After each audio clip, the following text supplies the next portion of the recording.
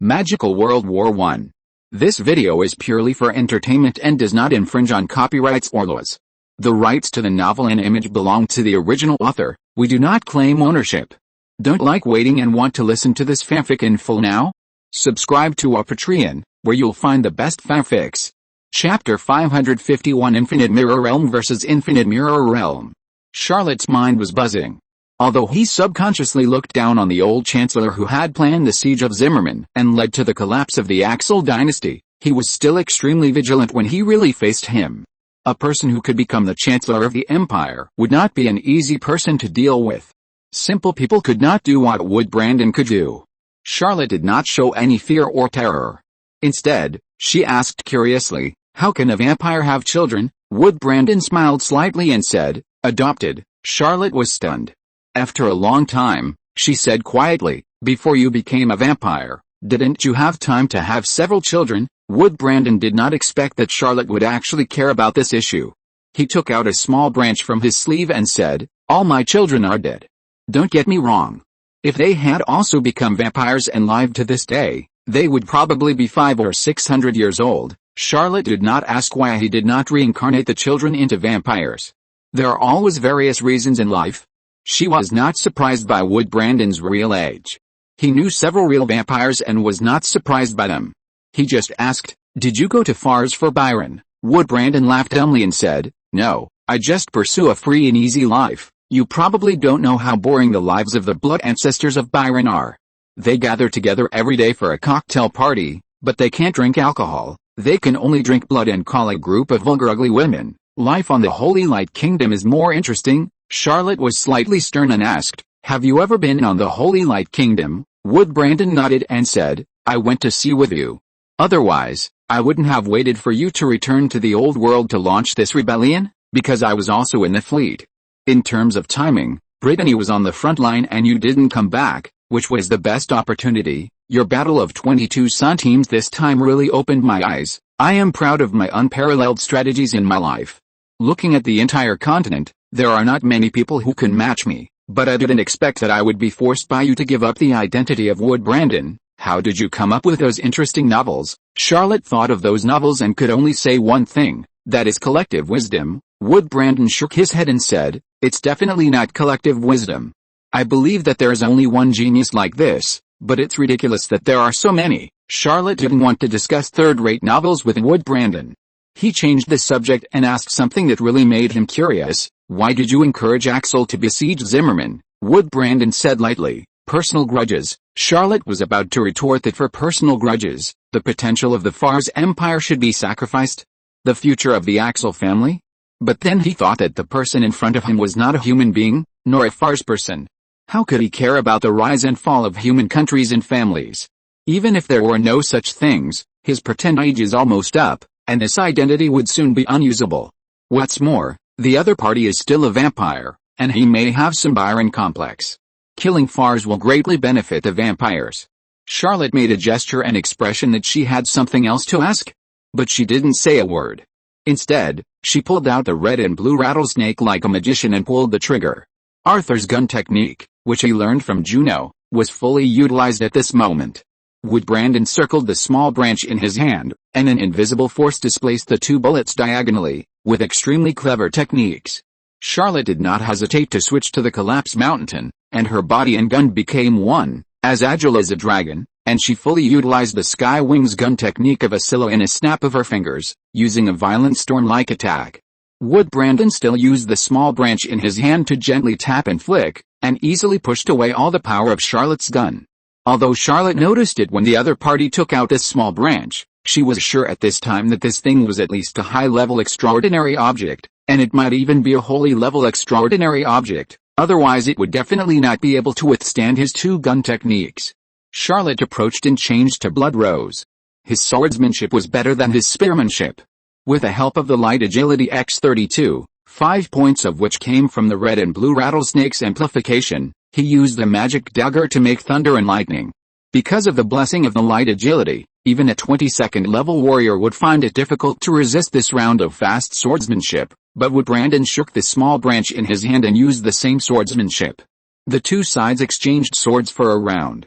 Charlotte waited until Xingqian's fighting spirit was slightly depressed, pulled back, and shouted, "Mirror warrior." Wood Brandon nodded slightly and said, "Although Duke Mecklen is gifted and probably borrowed the power of the gods, his cultivation progress is amazing, but after all, I have practiced for a few more years, and my exploration in the infinite mirror world must be a little further. Mirror warrior can imitate the opponent's martial arts, but this kind of imitation is only in form, not in essence. At most, it can only imitate the swordsmanship of a Silo, and it is impossible to imitate the light agility. Wood Brandon can do this, it must be another exploration in the infinite mirror world, or his own speed is so fast." Charlotte didn't want to analyze how Wood Brandon could do this. When one tactic didn't work, he immediately changed to another one. He rushed forward again with the blood rose in his hand and used the second round of quick swords. His two flaming hands held the red and blue rattlesnakes. At the moment he pounced, he fired more than 10 shots, and each bullet was aimed at Wood Brandon's flaw. The former Prime Minister of the Empire finally showed a strange smile and retreated into the magic mirror in one step. Obviously, even though his attainments in the infinite mirror world far exceeded Charlotte's, he still couldn't resist a combination of Asilo's swordsmanship and Arthur's gun skills. Charlotte didn't dare to chase into Wood Brandon's mirror world.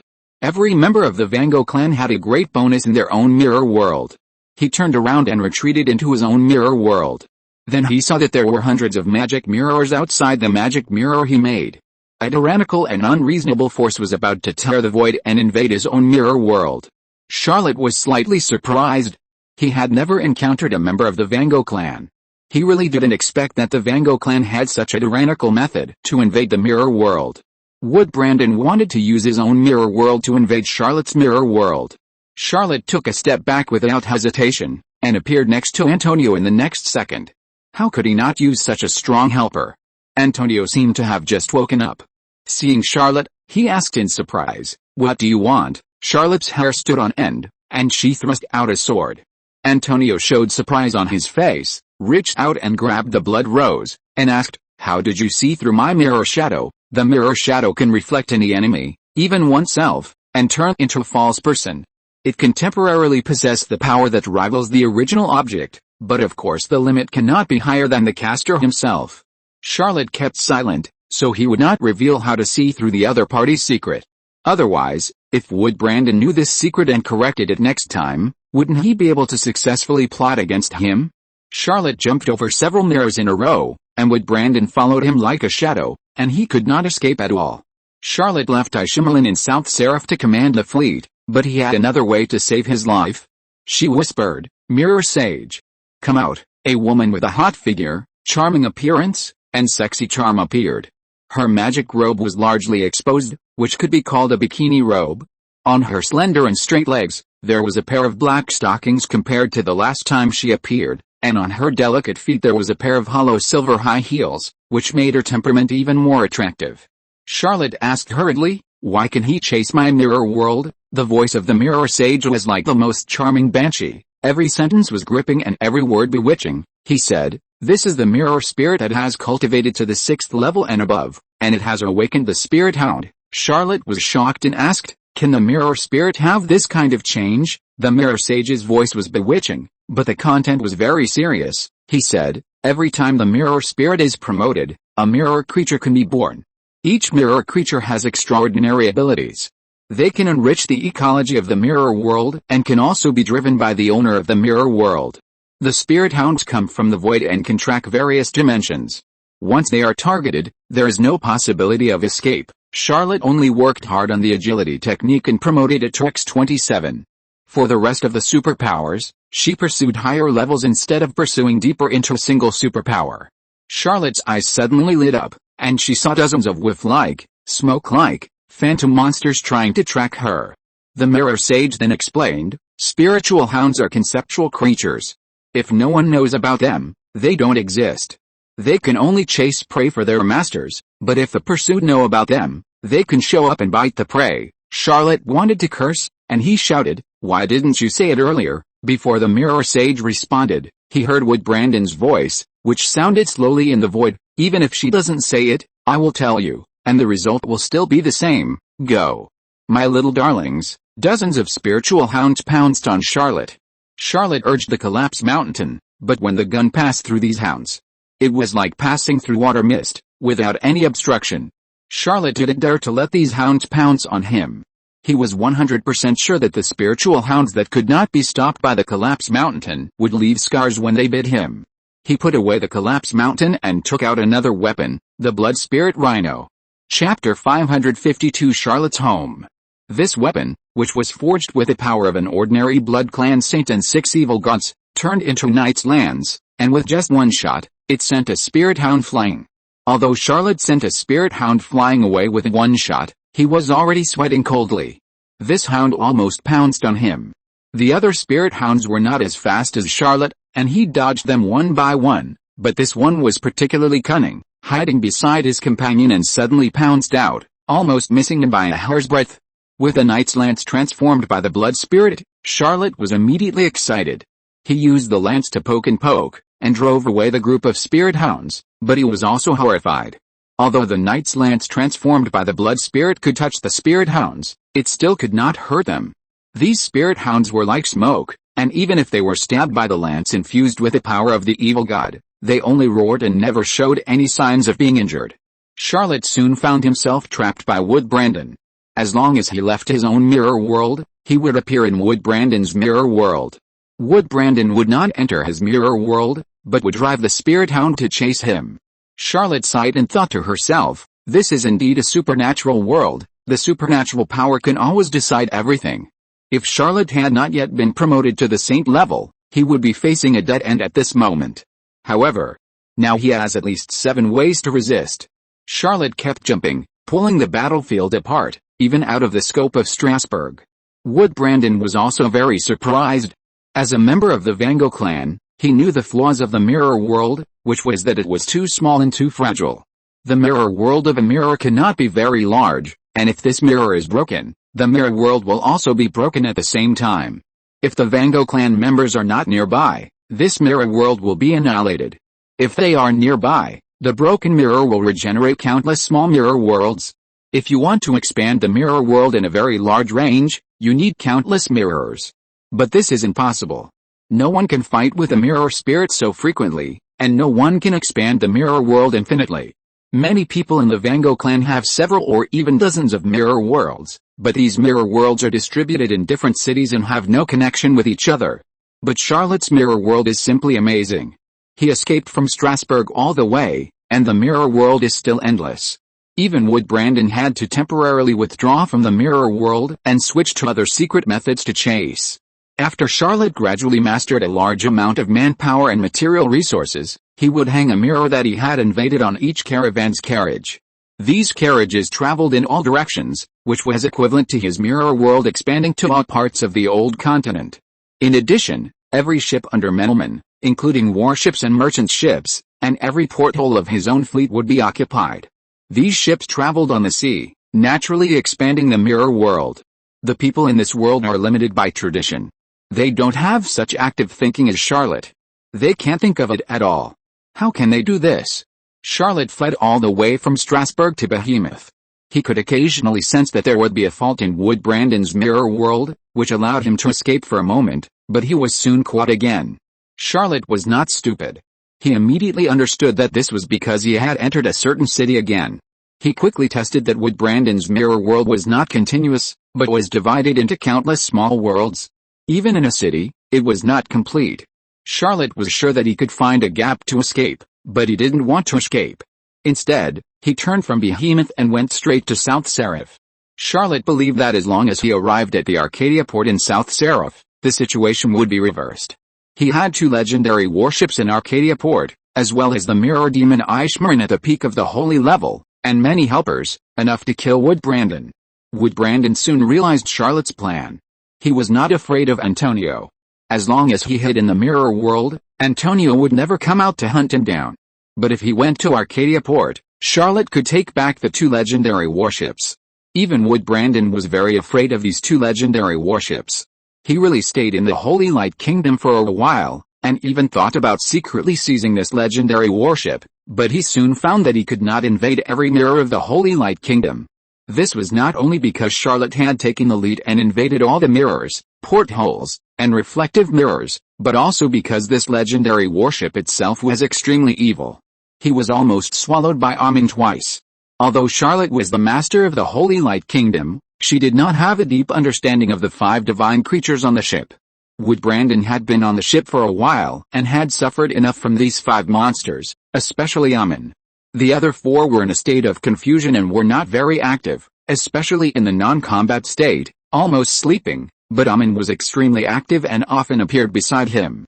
If Woodbrandon had not had 500 or 600 years of experience, mastered countless secret methods of the Vango clan, and even learned some extraordinary methods of the human race, he would have been found and eaten by Amen several times. Woodbrandon took a deep breath and suddenly took a step forward and entered Charlotte's mirror world. He could not allow Charlotte to ask for help from the 2 legendary battleships, so he would rather take the risk to enter Charlotte's mirror world and duel with him. Compared with facing 2 legendary battleships of the evil god level, the danger in Charlotte's mirror world is not that great. Charlotte was dealing with dozens of spirit hounds while trying to escape. Suddenly, she sensed that someone had invaded her mirror world. She looked up and saw Woodbrandon. He stopped, smiled, and said, "Welcome to visit." Charlotte stretched out her hand and wiped the void.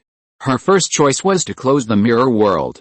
It was so difficult to lure Woodbrandon to her territory. How could Charlotte let him escape again? Woodbrandon shook his head and said, "Although you have sealed the mirror world, no one else can escape without killing you, but I am also a member of the Vango clan. Give me 20 minutes at most and I can leave." "Your ban is useless," Charlotte said lightly. 20 minutes is a long time. The 2 looked at each other and suddenly separated dozens of mirror shadows. Charlotte's mirror shadows were all acquaintances he had met, while Woodbrandon's mirror shadows were mostly ancient figures. Charlotte even saw some shadows wearing clothes that were probably hundreds of years old. The battle between the 2 sides reached its climax in an instant.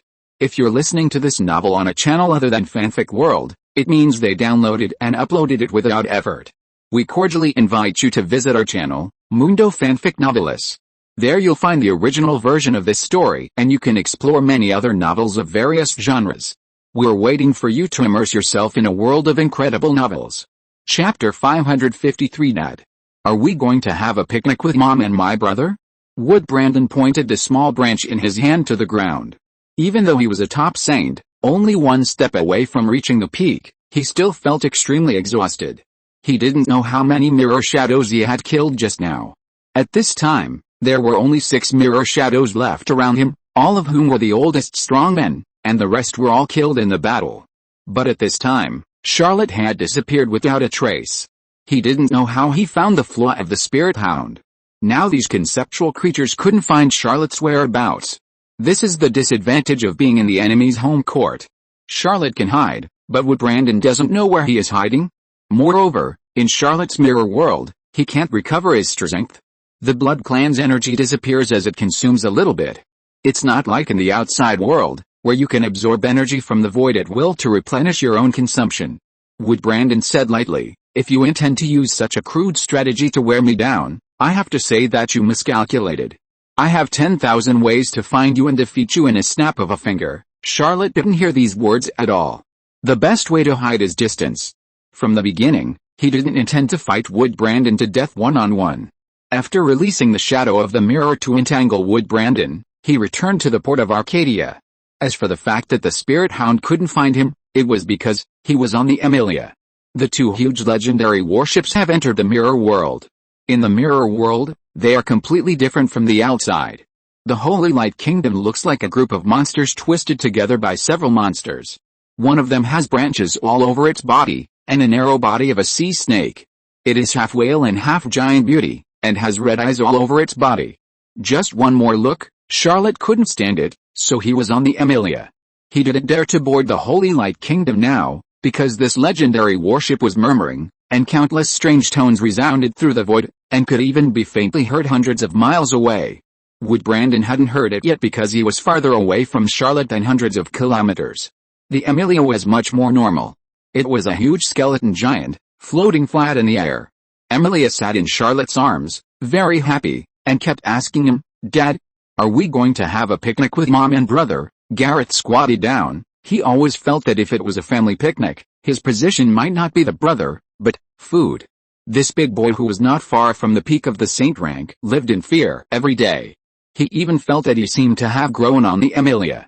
Yes, that kind of meaning grew on it. He could even guess why this happened. He was getting closer and closer to the Amelia, and he couldn't even leave the damn monster ship for dozens of kilometers, but Amelia had obviously become too free. At the beginning, she might not be able to leave at all, but now she could even run to other ships. It was that Amelia was always very careful and never stepped into the range of the Holy Light Kingdom.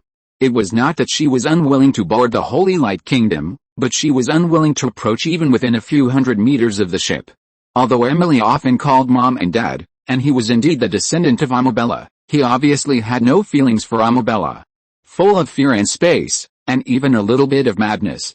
To Ammon, her brother, he was only vigilant and had no affection. Amelia, on the contrary, really had some feelings for Charlotte and Gareth. At least when she lay on Charlotte, she would always deliberately restrain the surging energy in her body to reduce her father's pressure. Gareth was almost eating to the 24th level, and he had eaten a lot of his sister's snacks. Just for this reason alone, Duke Mossard was not so good to him. Under the evil energy of the Amelia, Charlotte could occasionally see the spirit hounds passing by, but they turned a blind eye to the two huge legendary warships and remained alert, looking around for targets. Charlotte didn't know why the Amelia could shield these spirit hounds. He thought no one could stop the spirit hounds from chasing and hunting. Now that he could avoid the pursuit of these monsters, he was a little relieved. Charlotte said lightly, "Let's go to the battlefield." The two legendary warships showed completely different postures and completely different abilities in the mirror world. They could take off and travel in the sky, which was an ability they didn't have outside. A few hours later, although Wood Brandon had regained his elegant appearance, he no longer added the shadow of the mirror because he wanted to preserve precious energy to kill Charlotte. He was very patient and was using his ability to crack Charlotte's mirror world. He had even vaguely found Charlotte's rules of action, but at this moment, he suddenly looked into the void and saw two warships, or monsters, that were filled with horror, indescribable, weird, evil, and negative emotions, flying into the air. Wood Brandon did not hesitate and changed his full strength to crack the mirror world. When Charlotte brought two legendary warships to the scene, he finally broke through Charlotte's mirror world and escaped without hesitation. Charlotte immediately rushed out of the mirror world, but the next second, he saw Wood Brandon disappear in a magic mirror, and this magic mirror also disappeared into the air. Charlotte spread her hands and said helplessly, "It's true that he is an old monster who has lived for hundreds of years. His escape speed is first class." Charlotte turned back to her own mirror world. Just as she was about to turn the Holy Light Kingdom into golden ring again and send the Amelia out, she saw that there was actually another person in the mirror world. Well, or rather, it was not a person, but the shadow of the mirror. One of the shadows of the mirror that Wood Brandon had just driven actually stayed behind. This person had a sad face and an unshaved beard. He probably hadn't groomed himself for a long time and looked very sloppy. Charlotte didn't recognize who this guy was just now, but now he recognized him, Zimmerman Axel Robin. This person who had once disrupted the entire continent smiled brightly at Charlotte, which made Charlotte feel unwell. It wasn't so creepy, but there was something wrong with him. This Zimmerman was indeed the shadow of the mirror, but it was definitely not an ordinary shadow of the mirror. It inexplicably came to life. Charlotte didn't take out any of her weapons, and she even put away the Holy Light God's Kingdom and turned it into a golden ring. She also waved her hand to call Amelia over, hugged her daughter with both hands, and could swing her at any time. Then she smiled brightly and said, "Old friend. Long time no see." Chapter 554. I feel a familiar smell on you. Zimmerman looked at Charlotte with interest for a long time before saying, "I feel a very familiar smell on you. Are we familiar?" Charlotte shrugged her shoulders and said, "My fiancée is your sister. Do you think we are familiar?" Princess Axel was married to the old Emperor of Brittany, and Zimmerman was really Anne's brother.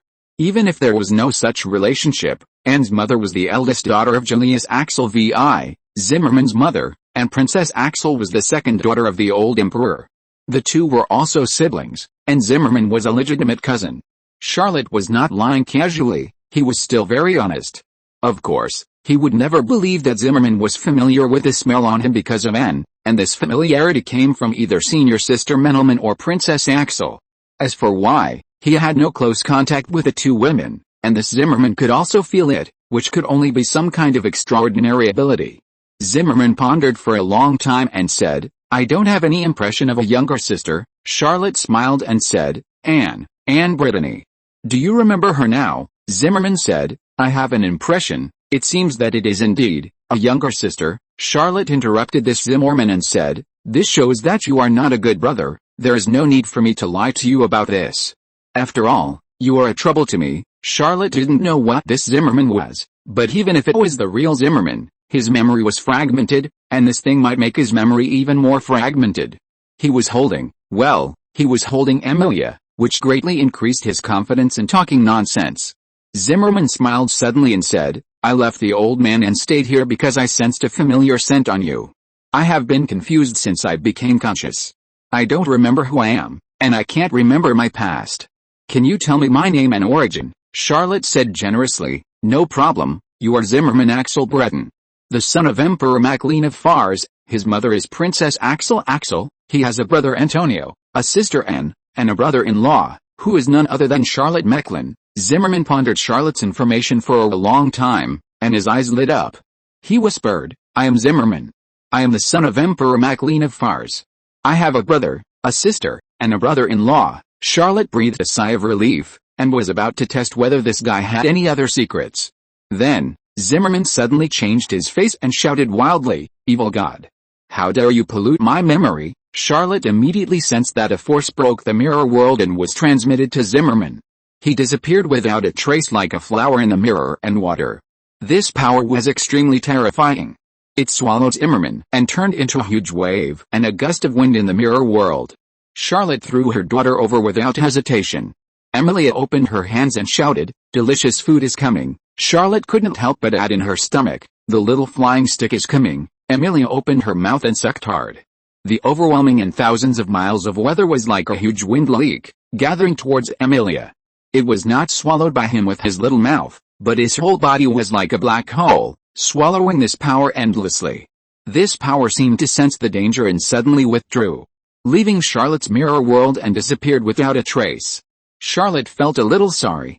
He didn't know the truth, but he always felt that he almost touched the truth just now.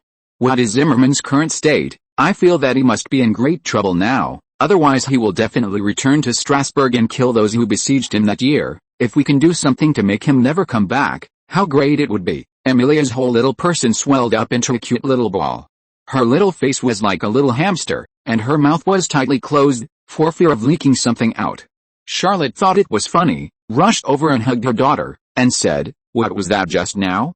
You ate it so happily. Emilia shook her little head desperately.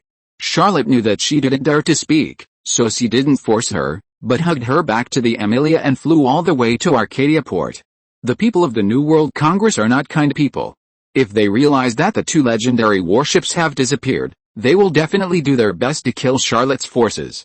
Charlotte rushed out of the infinite mirror world in one breath and sent the Emilia to the sea. In the mirror world, it was a huge floating skeleton, but in the outside world, it turned into a magnificent giant ship again. Charlotte also threw the Holy Light Kingdom back into the sea.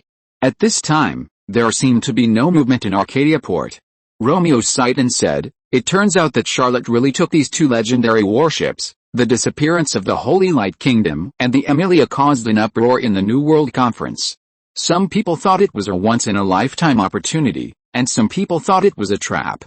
After everyone argued, when the two legendary warships reappeared, almost everyone knew that it was indeed a once-in-a-lifetime opportunity. Avis said bitterly, I said that the attack just now would definitely destroy Charlotte's fleet. As long as his fleet is gone, the knights on land will not be afraid. Adhala smiled slightly and said, no one can bear the consequences of misjudgment. Of course, Avis, you have endured it once, maybe you will be stronger than us. Avis was furious, but he did not dare to turn against Adhala, and the Battle of Black Phoenix City was indeed his greatest shame. The originally good situation was reversed in an instant. One of the three giants of the New World Conference in the early stage died, and one surrendered. Only he was left, and almost all the fleets, immigrants and wealth fell into the hands of Charlotte Mecklen. Seeing the atmosphere solidified, Red Eagle spoke to Azit, Charlotte took away the Holy Light Kingdom and Emilia once, and there will definitely be a second time. We still have a chance. Adhala sneered and said, How do you know that the second time is not a trap? Red Eagle was speechless. As a traitor, she really had a chance to know whether it was a trap. Chapter 555. Well, aren't they all prisoners? Charlotte did not stay in Arcadia Port and quickly returned to Strasbourg. Wood Brandon told him about the power of the Van Gogh clan's secrets, and also told him that he had progressed too quickly and indeed overlooked many things. The first ability of the Van Gogh clan's secrets was the mirror spirit. Charlotte really did not expect that after the mirror spirit was cultivated to a high level, it would actually have such a change as the spirit realm hound. He almost suffered a great loss under the claws of these conceptualized monsters. Charlotte had to wait until the last day of the January deadline, so he did not make any moves. Instead, he studied the first ability of the infinite mirror realm in Machupi, the mirror spirit.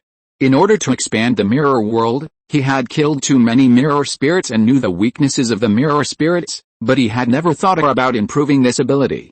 With Wood Brandon as an example, Charlotte is now at the 19th level. After just a few days of research, he has gained a lot and condensed the rune of the second mirror spirit.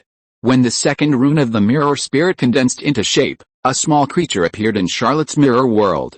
Or it can be said, a group of small creatures. Spirit Realm Cloud Cat.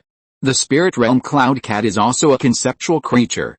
It can exist in countless mirror worlds at the same time, just like a person can appear in countless mirrors at the same time.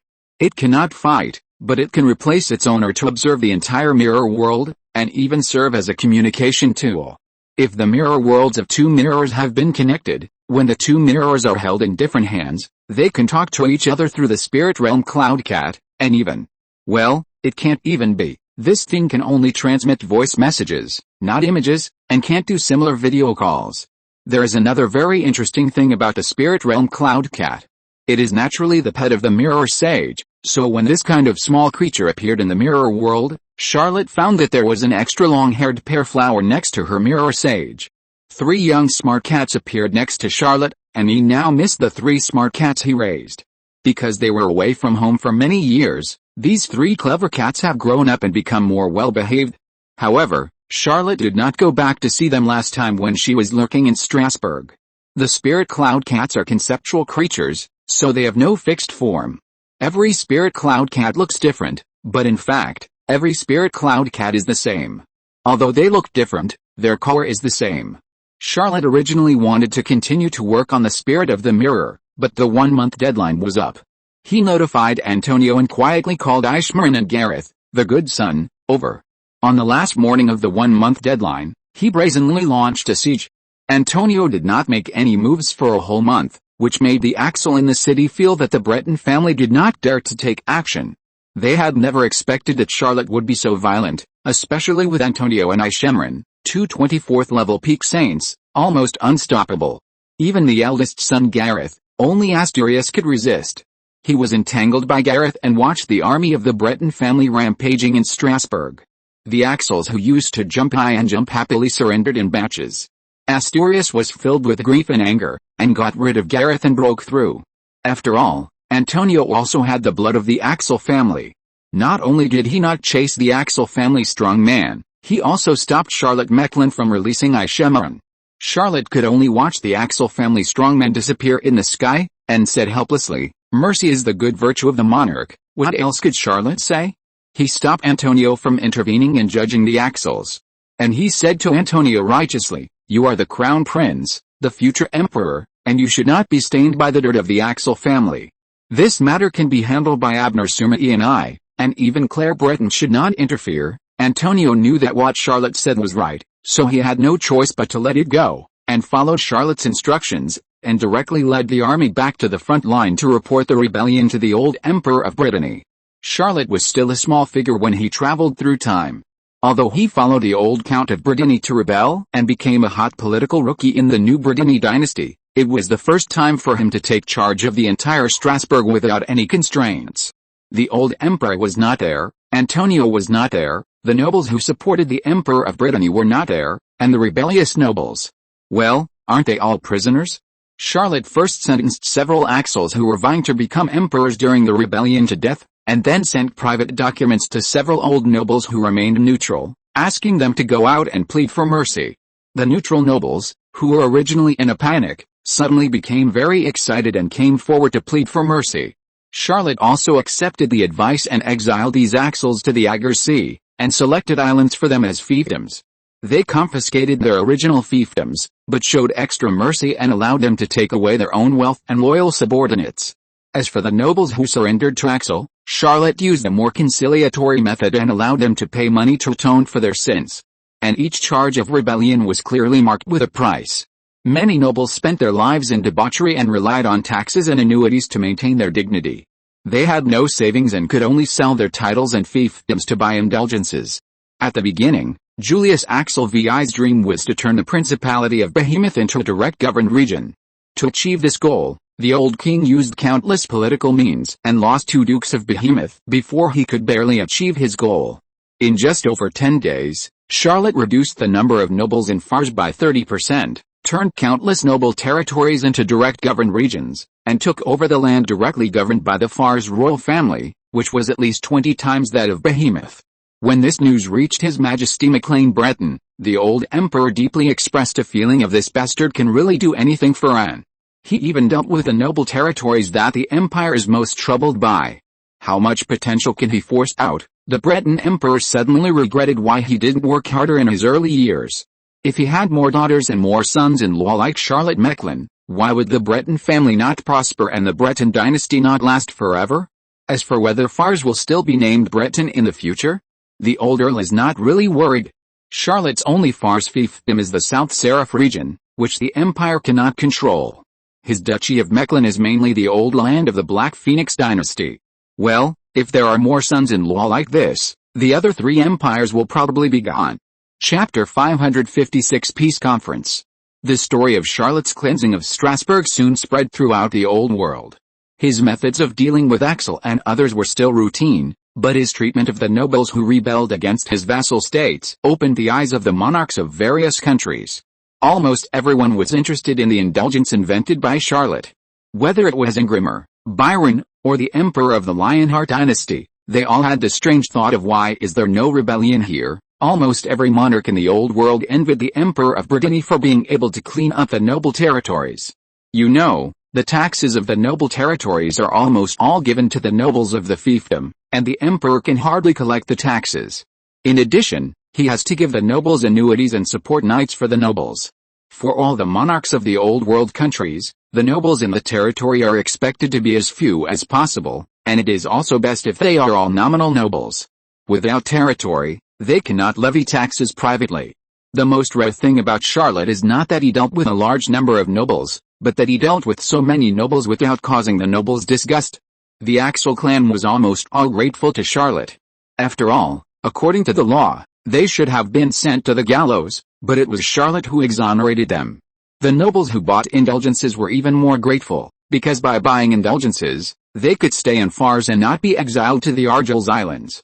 Almost all the nobles who were not implicated benefited from this turmoil. Those nobles who spoke for Axel seemed to have gained a wave of reputation. Even those nobles who did nothing also picked up a lot of bargains in the process of implicating the rebellious nobles to sell their property, land and titles. Being able to deal with the rebellion easily, and to strive for the greatest interests for the empire, and to not offend any party. Compared with these performances, it is not surprising to quell the rebellion in 1 month. Even quelling the rebellion in 1 month, in this Axel restoration event, can only give the old emperor worry about the rebellion. Generously marry Princess Anne, and Charlotte burst out with infinite wisdom in order to win the beauty, background. Love wins, and war becomes insignificant. Charlotte's reputation once spread all over the old world. Even the 15th Red Dragon Emperor of Ingrimer, His Majesty Alfred Guillaume, sent a document hoping that the other 3 empires would send envoys to negotiate in Mecklenburg. After Charlotte dealt with a rebellion in Strasbourg, she kept Anne. Anne de Bretagne was the legitimate princess of the Fars Empire. When her father and brother were away, it was legitimate for her to personally supervise the country. Charlotte also kept Mother Karen, Claire de Bretagne and Abner Sumaï to assist Anne in handling government affairs, and she brought Andreas back to the port of Arcadia.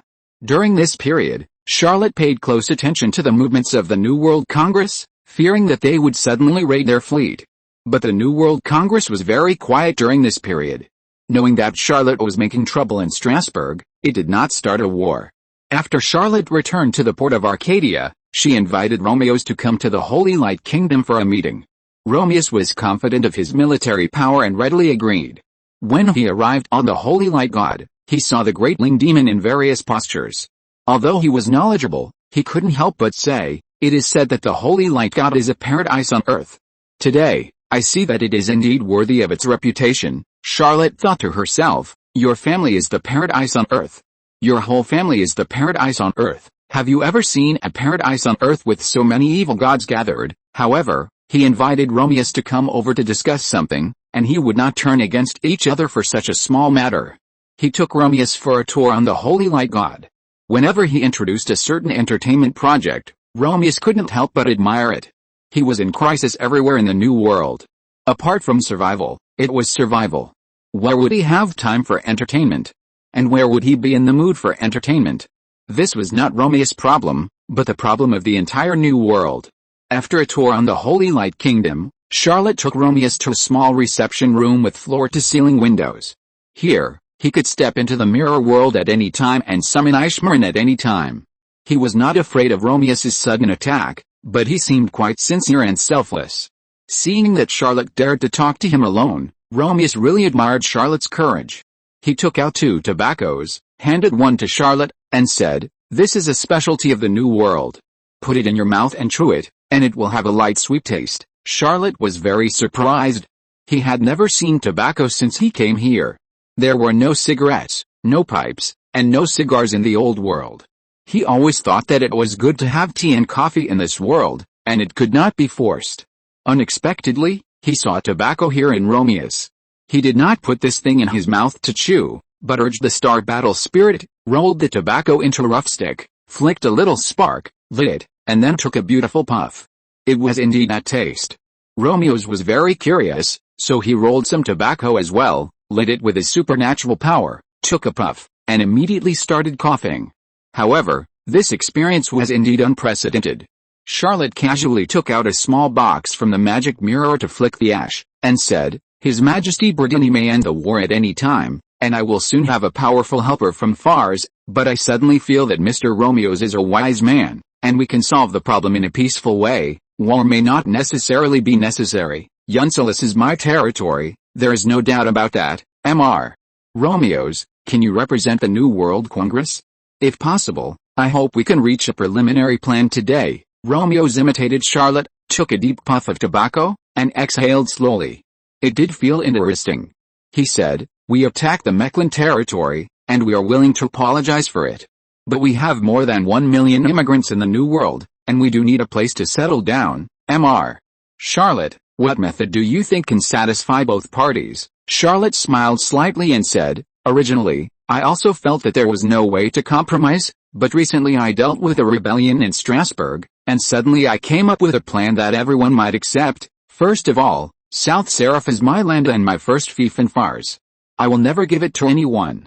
But if the New World Congress wants to stay in South Seraph, I can turn South Seraph into an autonomous territory and let the New World Congress govern it, but they have to regard me as the Lord.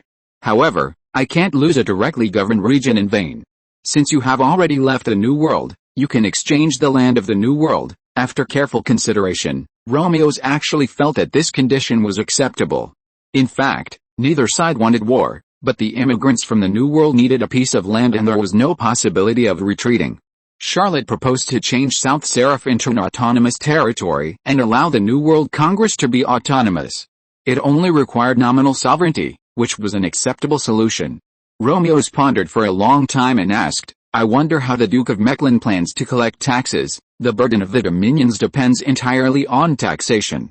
The officials sent by the Old World to the New World were too heavy in taxation, which led to the general resistance of the New World to the Old World. Many overseas territories have large-scale anti-tax activities, and some places have even directly overthrown the rule of the Old World. Romeos is naturally very concerned about the issue of taxation, and he will not give in on this."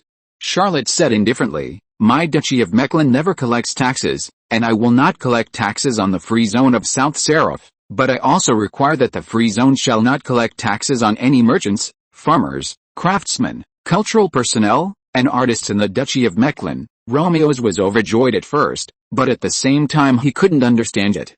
Of course, he hoped that Charlotte would not collect taxes, but he couldn't understand how to govern the place without taxes. Charlotte came from Earth, and of course she knew that if there was no taxation, many multinational companies on Earth would not know how much money they would make. He has never treated the jurisdiction as a country, city, or region to govern. Because the biggest problem of the government is that it cannot generate profits without production. Of course, if the government can do business, it will be a terrible thing. Charlotte manages every city he has occupied by managing a company. Charlotte also cut off most government agencies. He does not need to collect taxes, so he does not need to support tax collectors. He does not need administration, local security, courts, general offices, cultural etiquette, education and other departments, and even diplomacy. These are all handled by the Knights of Favonius, resulting in extremely low administrative expenses. He has his own caravan, large tracts of land, countless shops, fleets, and a large number of laborers paid by the government. Such a huge company has not been taxed by the government. All the gains are not enough to describe the huge profits. Romeo stood up and said, "I need to go back and call the Speaker and members of the New World Congress to discuss this matter." Charlotte smiled and said, "I can wait patiently. If the New World Congress does not want to continue the war, I suggest you organize a negotiation team. We will imagine peace on the Holy Light God Kingdom. I will cover all the meeting expenses." Romeo's thought carefully about everything he saw on the Holy Light God Kingdom. He knew that Charlotte was going to use these entertainments to corrupt the immigrants in the New World, but he didn't care. This could also reduce some of the resistance to the negotiations. After Romeo's return to Arcadia Port, he organized a negotiation team of more than 20 people in just 3 days. The two sides held a full 27 rounds of meetings on the Holy Light God Kingdom. Charlotte obtained the nominal ownership of most of the 27 regions in the New World. Chapter 557 The New World Congress is nominally loyal to the Duke of Mecklenburg. It was after Charlotte dealt with the Strasbourg Rebellion that she suddenly realized that these New World people had a huge fortune, which was the land of the New World. Those who could organize people to return to the Old World were either the leaders of a certain region or the federal heads of a certain region, or at least the city lords, and naturally had the legal ownership of a piece of land in the New World. Charlotte clearly marked the prices of dozens of cities in Yugoslavia and asked these New World immigrants to bid with the land of the New World, successfully dividing most of the members of the New World Congress. After all, they had already left the New World, and the land of the New World was worthless. Suddenly being able to use it to exchange for the land of Yugoslavia was simply a no-cost business, and everyone could win big. For Charlotte, this matter had more benefits. Once the New World Congress unites, its strength is as strong as any empire in the Old World. Even he would have a headache. But when he split all the cities, towns and villages in South Serif into individual targets, the members of the New World Congress naturally split into small groups to protect their own interests and no longer united. Everyone in this world has selfishness. The New World Congress, which is no longer a team, has its own speakers and members with their own interests, which is just a loose alliance. Secondly, he will have the legal ownership of large tracts of land in the New World. Charlotte came from the modern era. In the modern Earth, the legality of land is very important. International treaties and numerous agreements constitute the world order. There are many bad things that happen when land is occupied because there is no one and is taken away by tyrannical people. The essence of the world order is power, followed by rules. If you can have legitimate power, there is no need to increase your strength. The third is, well, yes, the New World Congress is nominally loyal to the Duke of Mecklenburg. In addition to exchanging land, the talks also had a debate over the name of the South Serif Autonomous Region. In the end, the South Serif region was renamed the New World Congress Free Territory, abolishing the title of South Serif. Charlotte didn't really care. The South Serif Autonomous Region was originally a base for rebellion. The South Serif Restoration Army had caused so much trouble to Fars that they even dared to assassinate the Grand Duke of Behemoth. But after so many years of war and Charlotte's repeated struggles, there were not many South Serif people in the South Serif region. Most of them were transferred to other areas by Charlotte, and now they are occupied by immigrants from the New World. This place is destined not to be the original South Serif.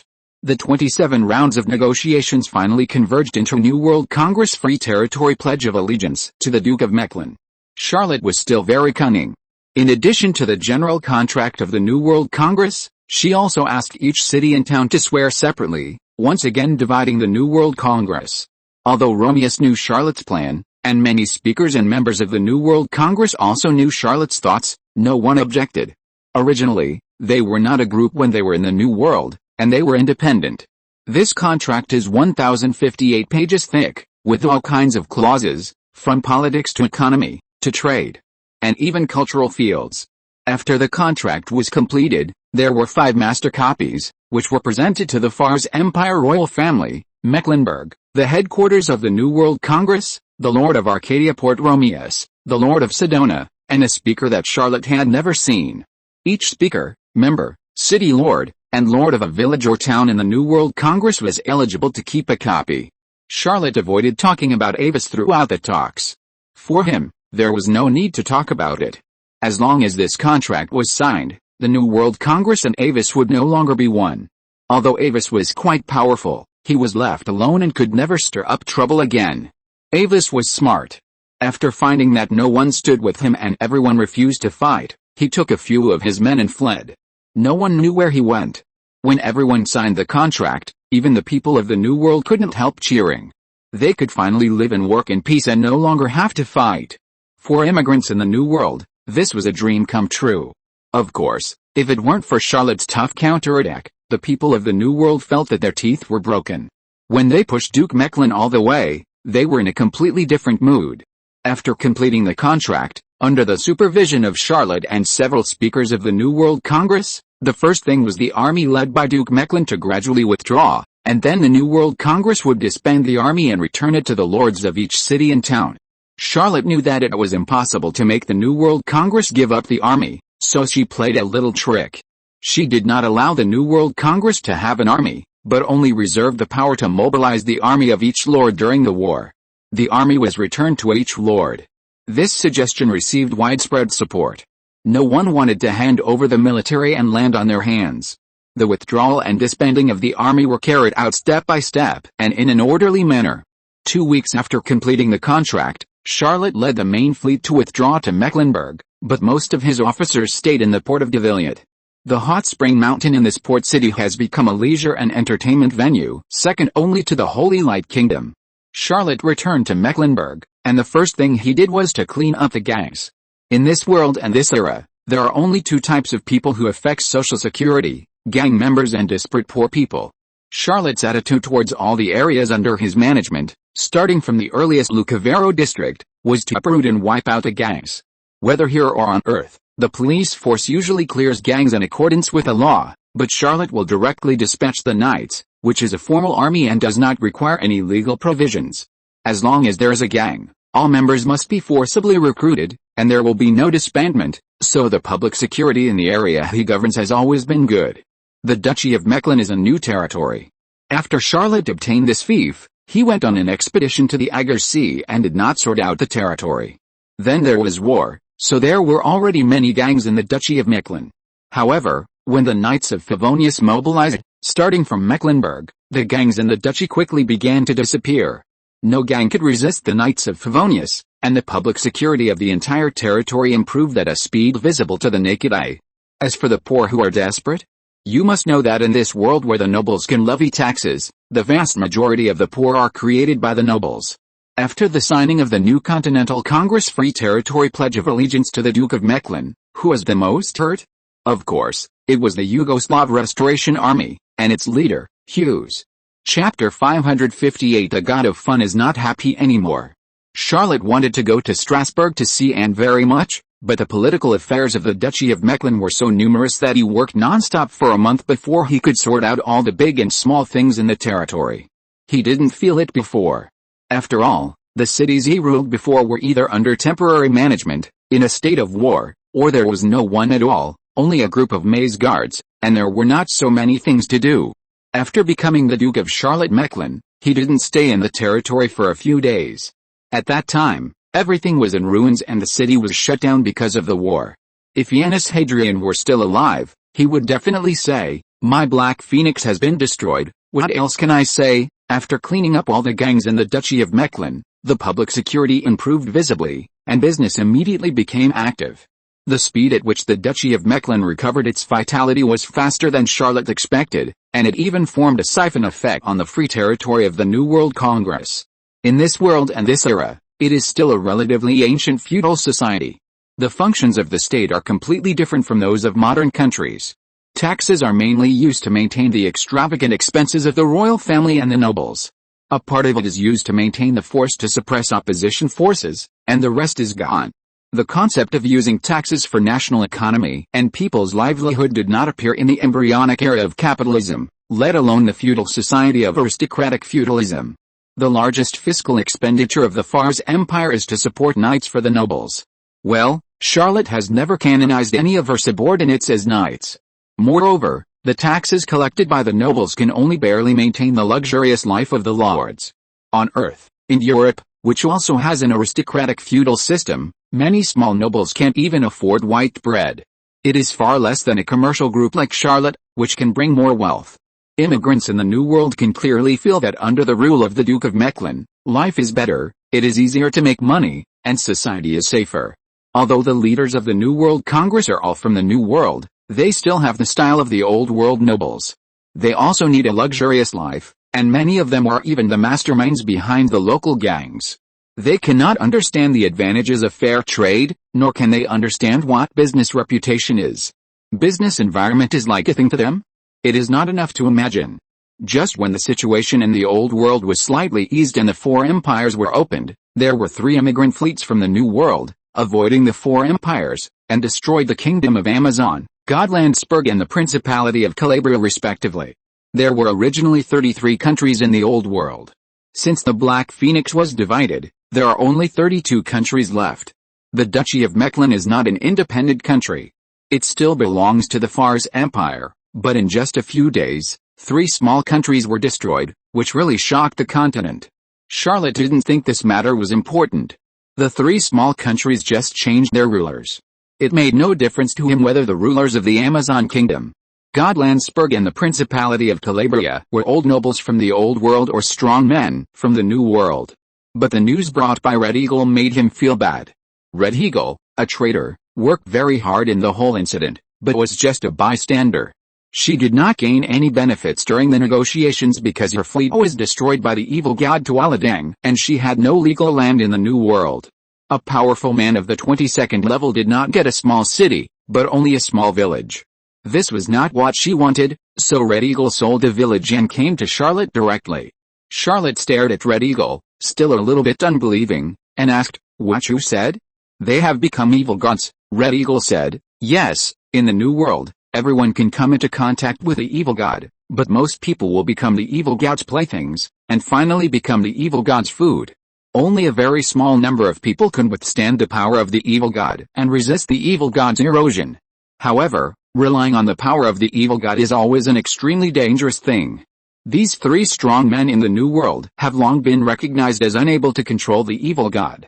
They have been backfired and reduced to vessels for the evil god's arrival." Charlotte took a deep breath and said, "What will be the consequences?" Red Eagle replied, "The residents of the Kingdom of Amazon, Godlandsburg and the Principality of Calabria will all die. These 3 countries will become a breeding ground for the evil god's clones. If handled improperly, the death toll may exceed 1 million. This has happened more than once in the New World." Charlotte suddenly had a headache. He was not a policeman from the Old World and did not want to get involved in this matter. However, if there was really a tragedy in which an entire country died, it would be difficult for him to sit back and do nothing. This kind of thing. It was really frustrating. Charlotte arranged a fleet for Red Eagle and rowed 2 ancient magic ghost warships over there. Along with the ships, there were also 2 undead saints. Charlotte had never sent human generals to the ghost ships, but the magic alchemy warships in his hands were either given away or had owners. He would not treat Red Eagle, a defector of his level, lightly, so he could only use the ancient magic ghost warships to make up the numbers. As for ordinary warships, he had as many as he wanted. Red Eagle did not expect that after trying for a long time, she had not been able to rebuild a fleet. After joining Charlotte, she immediately obtained a fleet, and the scale and combat power were stronger than her previous fleet. Charlotte was about to send someone to inquire about the news in the 3 countries and inform the 4 empires, especially the Emperor of Brittany. After all, He was a vassal of the old emperor, and it was not easy for him to cross half the continent and take care of the affairs of several small countries. That night, he saw a small silver snake in his dream. This little snake was very angry. It used its silver tail to draw countless fancy pictures, and pointed at three messy things with its tail, and clicked them countless times with great effort. A young man's voice rang in Charlotte's dream. The evil gods of the New World are too outrageous. They dared to tamper with the era. They inserted an illusory era between Lady Black Moon and my era. If they succeed, Lady Black Moon will leave early.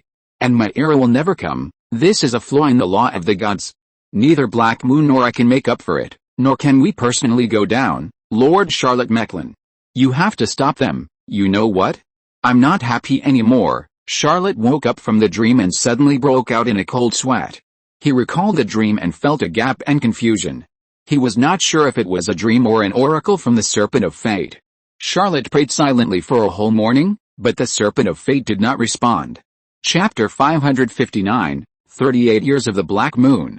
When Charlotte first came here, he knew that the 9 gods who ruled this world had concluded a sacred covenant in the indescribable ancient times, the law of the gods, which stipulated that the 9 gods would take turns ruling the world in units of 100 years, called an era. When he first came here, it was the 35th year that Lady Black Moon ruled the world, and now it is the 38th year of Black Moon. If everything goes well in Charlotte's life, he can probably live to the day when the Serpent of Fate rules the era, which is not too far away, and there are still more than 60 years. If Charlotte does not choose to step into the god level, he can probably enjoy his old age comfortably.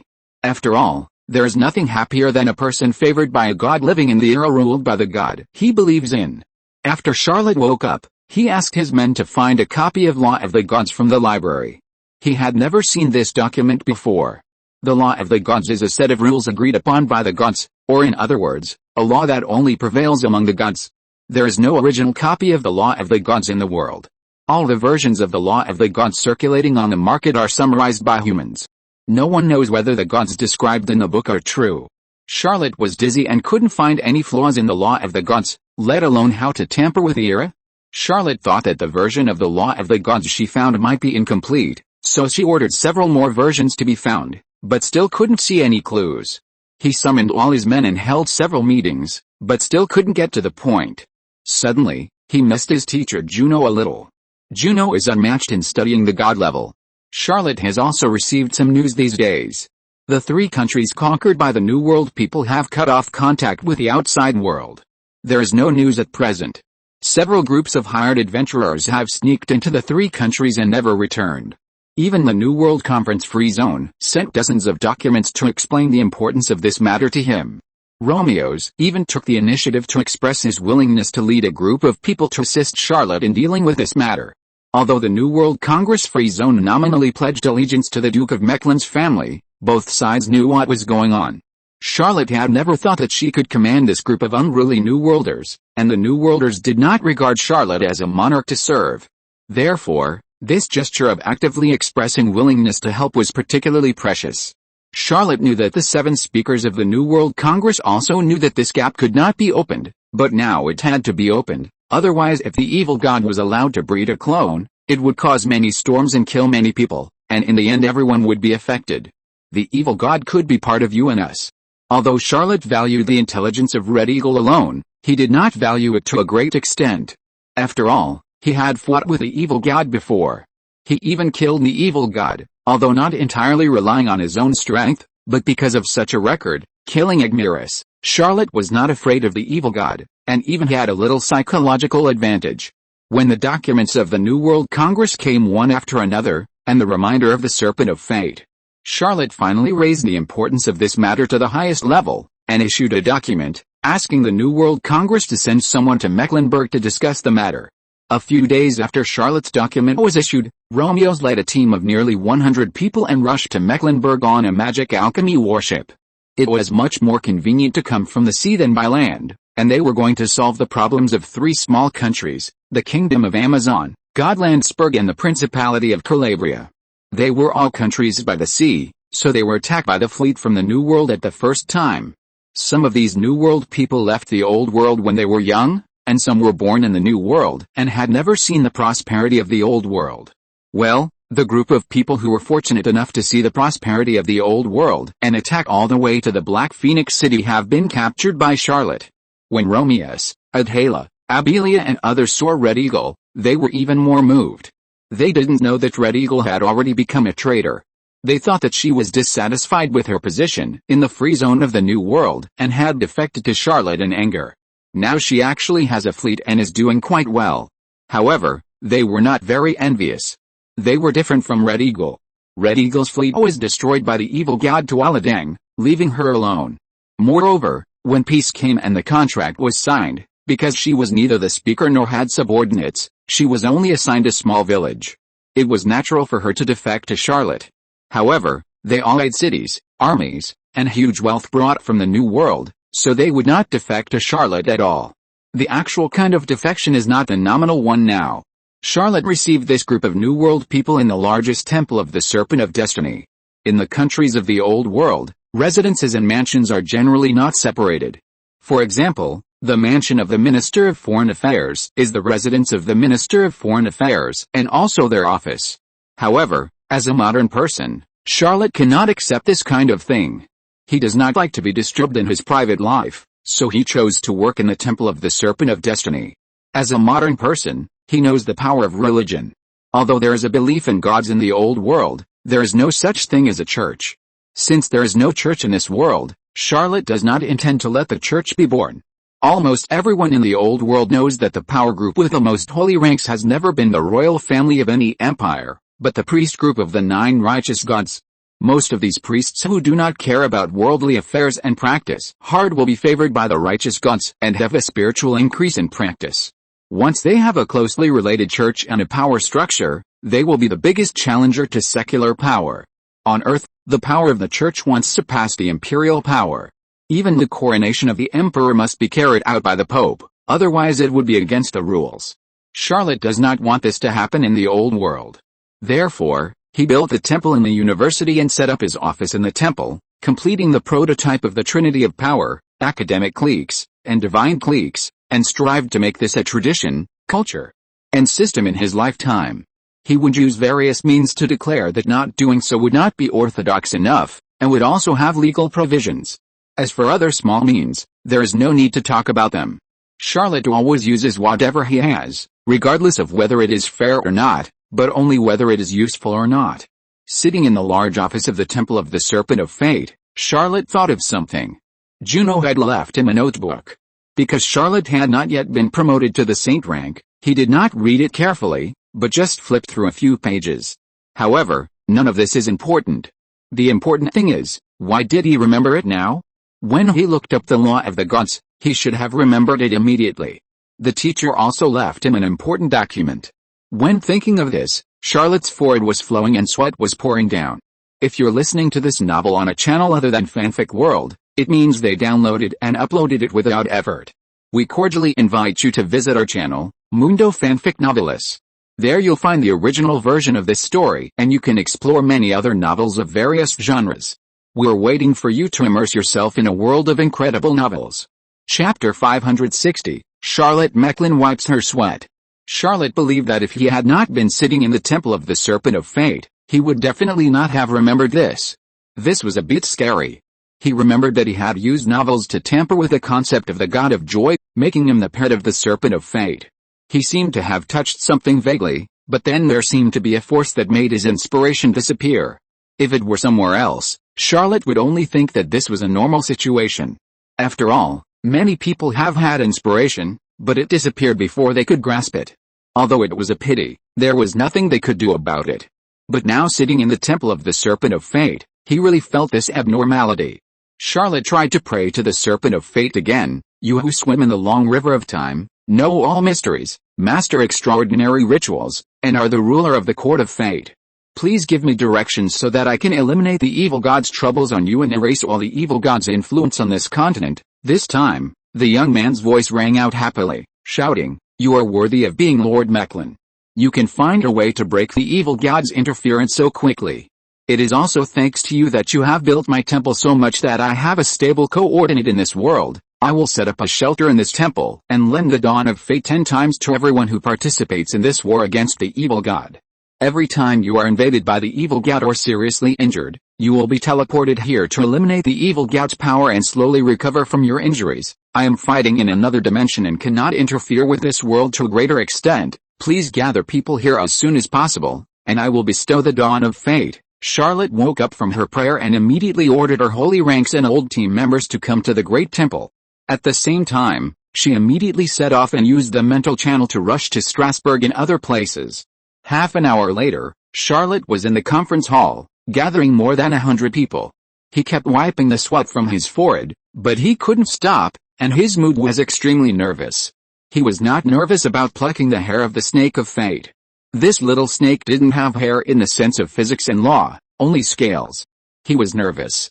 Although he knew that this matter was extremely dangerous, he still used the maze passage to bring in Antonio, Claire Brittany, Abner Sumai, Sister Karen, Menil Mensa, Bastini, Domitian, Sophia Galinold, Princess May, Aurora, Adosa, as well as Anastasia, Dorothy, Sylvie, and Vinny Arsene, all here. The Dawn of Destiny can allow people to be directly teleported to the Great Temple when they are eroded by the evil god and seriously injured, and recover from the damage. It's like having an extra life. 10 times of the Dawn of Destiny is equivalent to 10 extra lives. How could Charlotte not bring the most important people here to participate in this matter together? Of course, he would never let Anne participate in the crusade against the evil god. Of course. He couldn't stop sweating on his forehead. All the plates in Charlotte Mecklen's house were protesting against the cruelty and injustice of fate. After everyone was present, Charlotte closed her eyes and prayed silently. This time, the serpent of fate did not speak, but only sent down a divine light. This divine light enveloped the entire temple, and the supreme god descended. Everyone in the conference room had 10 silver scales on their arms. Each scale was shining, exuding the unpredictability of fate. Romeo's looked at the scales on his wrist, and suddenly he had a feeling that the New World Conference did not lose unfairly. The New World was full of evil gods, and everyone would rely on the power of the evil gods, but how could the evil gods compare to the righteous gods? Not to mention the power, the righteous gods had the same wisdom as humans, which was already incomparable to the evil gods. When did the evil gods of the New World give believers such protection? Romeo suddenly decided to build a great temple of the Serpent of Fate when he returned to Arcadia Port, hoping to attract the attention of this righteous god. Charlotte didn't dare to open his eyes. He could only feel the sweat on his forehead, which he couldn't stop. He was either suffering from kidney deficiency or was sweating. Charlotte did think about how he would end such a big deal. But he couldn't refuse the temptation of 10 dawns of fate, which was equivalent to 10 lives. After all, they were all best friends, so how could he not leave one for everyone? Traveling in the long river of time. Lord, I am willing to pay 1 share of the joy of destiny, please let me get rid of my embarrassment. The young man's voice rang out, Lord Charlotte Mecklen, 1 share of the dawn of destiny is equal to 1 share of the joy of destiny. You have already owed another 1,300 shares of the joy of destiny. Charlotte was shocked and cried silently, am I not doing this for you? Besides, why did I sign the bill for the dawn of destiny they got? Is it because I was a freeloader in my previous life and didn't like to pay the bill, so I have to transfer it to this world? The young man's voice rang out briskly, I know who is in the conference room. Charlotte was silent immediately. Lord Charlotte Mecklen. Work hard. I will reduce your debt as appropriate. Charlotte continued to be silent. The young man's voice was vague and ethereal. He said, our war is getting more and more intense. We really can't spare any strength. We will leave the world to you for the time being. Charlotte silently replied, don't worry. He didn't know what the righteous gods were doing, but the righteous gods of the old world hardly interfered with the world, which was very strange. The evil gods of the new world were too active, which was also strange. Humans have never known what the gods look like. Even those at the peak of the holy level, only half a step away from the god level, know nothing about that world. Charlotte felt that if he participated in this war, he would definitely learn more about the secrets of the gods. In the future, when he stepped into the peak of the holy level, he might have the courage to go further. Who can say for sure? After a long time, Charlotte felt that the surroundings were very quiet. He quietly opened his eyes a crack, and then saw Anne and Sophia Galinold. Yes, Menelman was not far away. May Guillaume's breath was faint, but Charlotte was very familiar with that faint fragrance. Just as he was about to close his eyes again, he heard Emilia's voice, Dad? Why are you still closing your eyes? For the first time, Charlotte deeply felt that this little thing might really be his biological child. Otherwise, how could he be so skilled in cheating his father? He took the opportunity to open his eyes, coughed, and smiled slightly. The conference hall was silent, and the atmosphere became more and more awkward. This is really a world-famous painting. It was created 8 years later by a wandering painter based on rumors. His name is Charlotte Mecklen wiped his sweat. Chapter 561, a grand scene comparable to the gathering of evil gods. Among all the people present, the calmest and most innocent person was Miss Sylvie Martin. She was Charlotte Mecklen's ex-fiancée.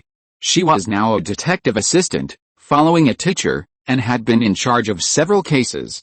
Of course, she was still far from being famous, and could only be considered to be accumulating experience in the industry.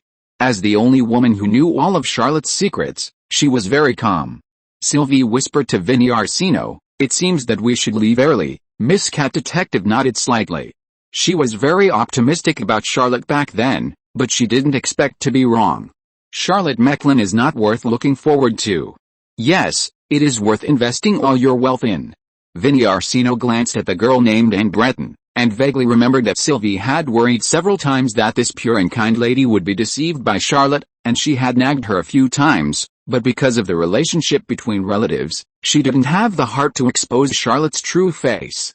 It was obvious that Miss Anne had invested all her wealth in a gamble, and won all the chips, and was the big winner with the last laugh. Even compared to the bet on Charlotte, even the reincarnation skills of this lady, which could be called the best in the old world, were nothing. Anne de Bretagne. Her name would be written in history, and would be remembered more than her father who had been an emperor and would become the brother of the Emperor of Fars in the future. Her deeds would become the culture of Fars, the old world, and even the whole world, and would be passed down forever. Her beauty was not as good as Mandelmann, the first rose of the empire, nor as good as Sophia Galinold, the Strasbourg rose. Even Winnie Orsino felt that she might not lose to them in terms of pure appearance, but everyone knew that when Miss Anne stepped into the field, she was the center of the world, and could suppress the glory of everyone. Beauty was insignificant. Luck was the only thing that could shine. Winnie Orsino nodded, and said goodbye to Charlotte with Sylvie. Charlotte smiled and sent the two ladies away gracefully. In front of everyone, he didn't even glance at Sylvie, but Sylvie knew that Charlotte was reminding herself, "I've given you such a big benefit, so don't reveal my details." After Sylvie and Winnie left the conference room, she shrugged her shoulders and said, "Every time I see my cousin, I feel like a stranger." Winnie whispered, "Yes, he's simply not a human. How can ordinary humans do those things?" Miss Sylvie was full of confidence. Although Charlotte was too successful, she had never regretted breaking off the engagement. Charlotte was not like this back then. Charlotte now is not the Charlotte of the past. She even had a feeling that if she didn't break off the engagement, the person she would marry would only be the jerk, definitely not this Charlotte. "Things that don't belong to me will never belong to me. If life has a script, the author never intended for me to play the leading role from the beginning. I am Sylvie Martin, a successful detective in the future, and I have my own life." Dorothy was about to say goodbye and leave, but Belissa nervously followed her and whispered, "I feel so nervous. Why do I feel so oppressive? Is it because the gods have descended? It feels so solemn." Dorothy raised her eyebrows and was about to speak when she heard a cold voice saying, "Cousin Dorothy, we probably have never met before. It's rare to meet in a foreign country. Why don't we go around Mecklenburg together?" Dorothy knew that this Miss Aurora's surname was indeed Sume, and she was a branch of the Sume family in Ingrima. Before the rise of Mandelmann, this branch of the Sume family in Ingrima was much more prosperous than the one in Fars. She smiled and said, "Okay, Cousin Aurora." Anastasia then said, "If you want to go shopping, count me in." The four ladies said goodbye to Charlotte together and left the conference room, but the atmosphere in the conference room did not ease at all. Dubin and Wang Shuang, the two old subordinates, quietly withdrew, and did not dare to say goodbye to Charlotte. They had a tacit understanding that saying goodbye was a courtesy exclusive to girls. These two rough men did not cause trouble for their superiors, so they were good subordinates. With the two most senior officers leading the way, Vigo also quietly withdrew. Andreas raised his eyebrows, but still wisely chose to leave. Then, Charlotte's saint-level subordinates slipped away silently like carps one after another. Romeo's was very embarrassed. He wanted to express his gratitude, but he was also a peak saint after all, with a high spirituality, enough to read the secret written in the air. After hesitating for a long time, he winked at the people of the New World Congress and led them out one after another. After leaving the conference room, Adhala couldn't help but say, "We took the initiative to ask for help to fight against the evil god, and then left quietly like his subordinates.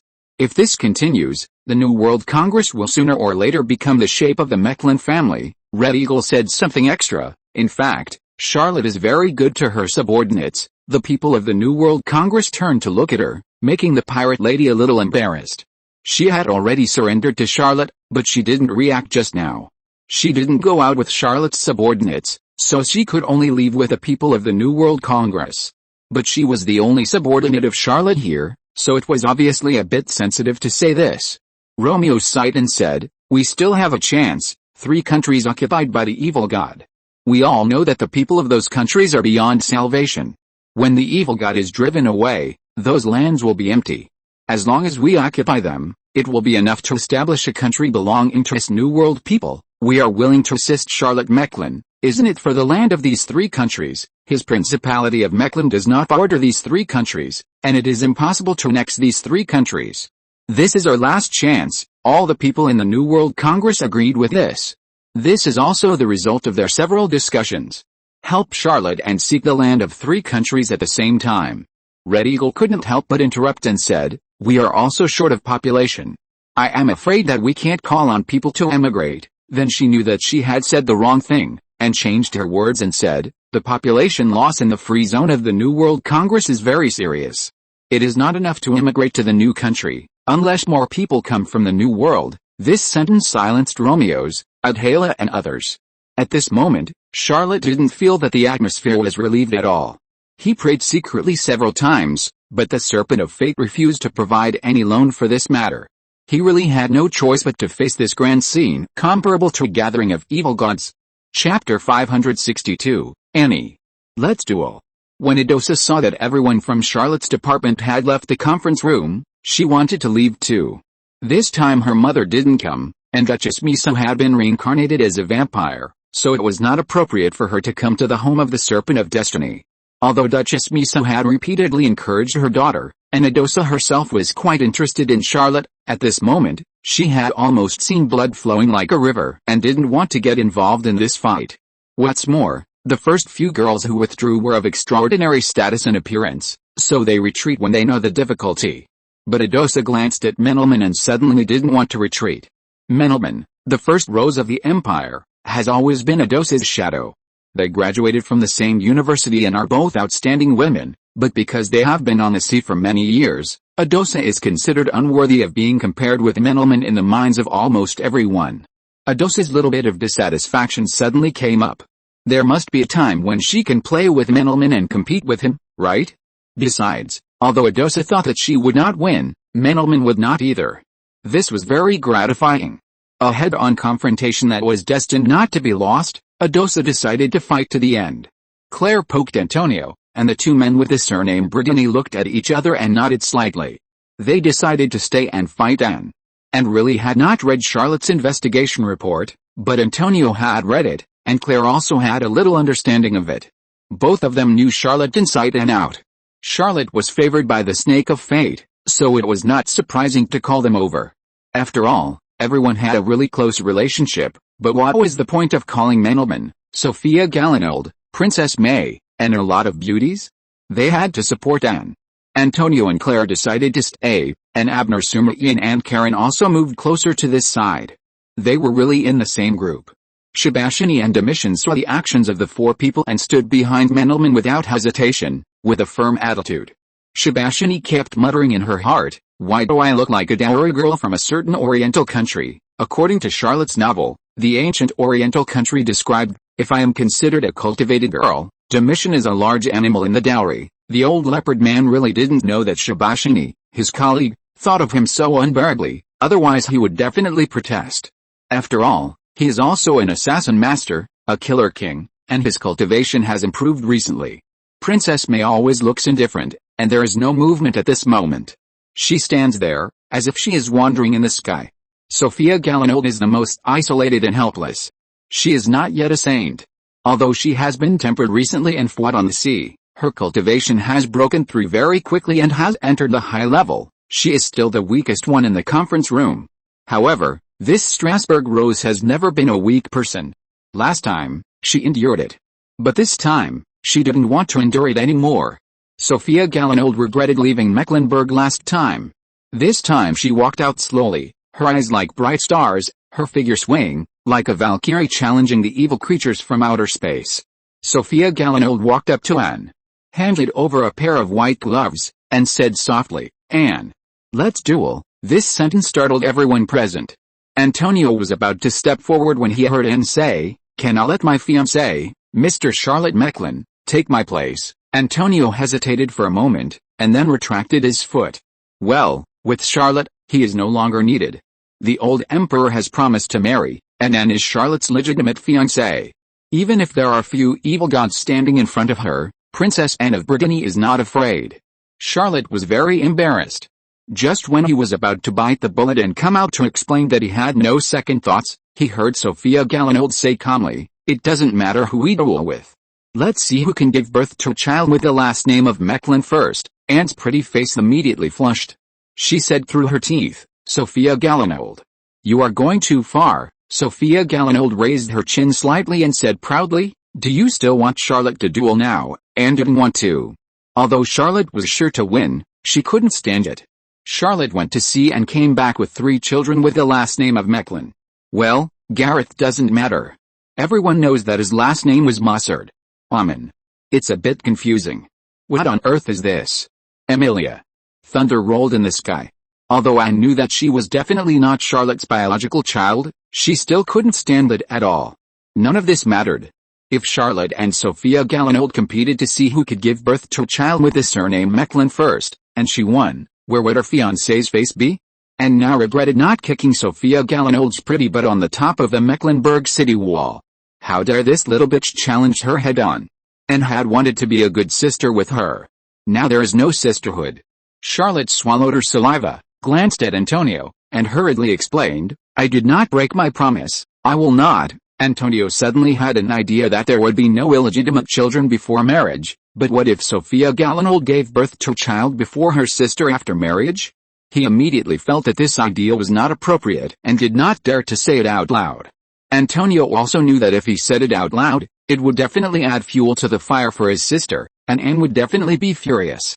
Charlotte Mecklin was just trying to think of a way to dissuade Sophia Gallinold. He didn't want to have such a duel. His relationship with Anne was very stable, and Mr. Mecklin didn't want to create trouble. Little Mr. Mecklin didn't want to either. But just when he wanted to go out, he felt as if he couldn't move. The magnificent river of fate appeared in front of him, and he also saw countless strange creatures, who were attacking the river of fate one after another. His spirituality was almost unlimited, even to the point of surpassing mortals.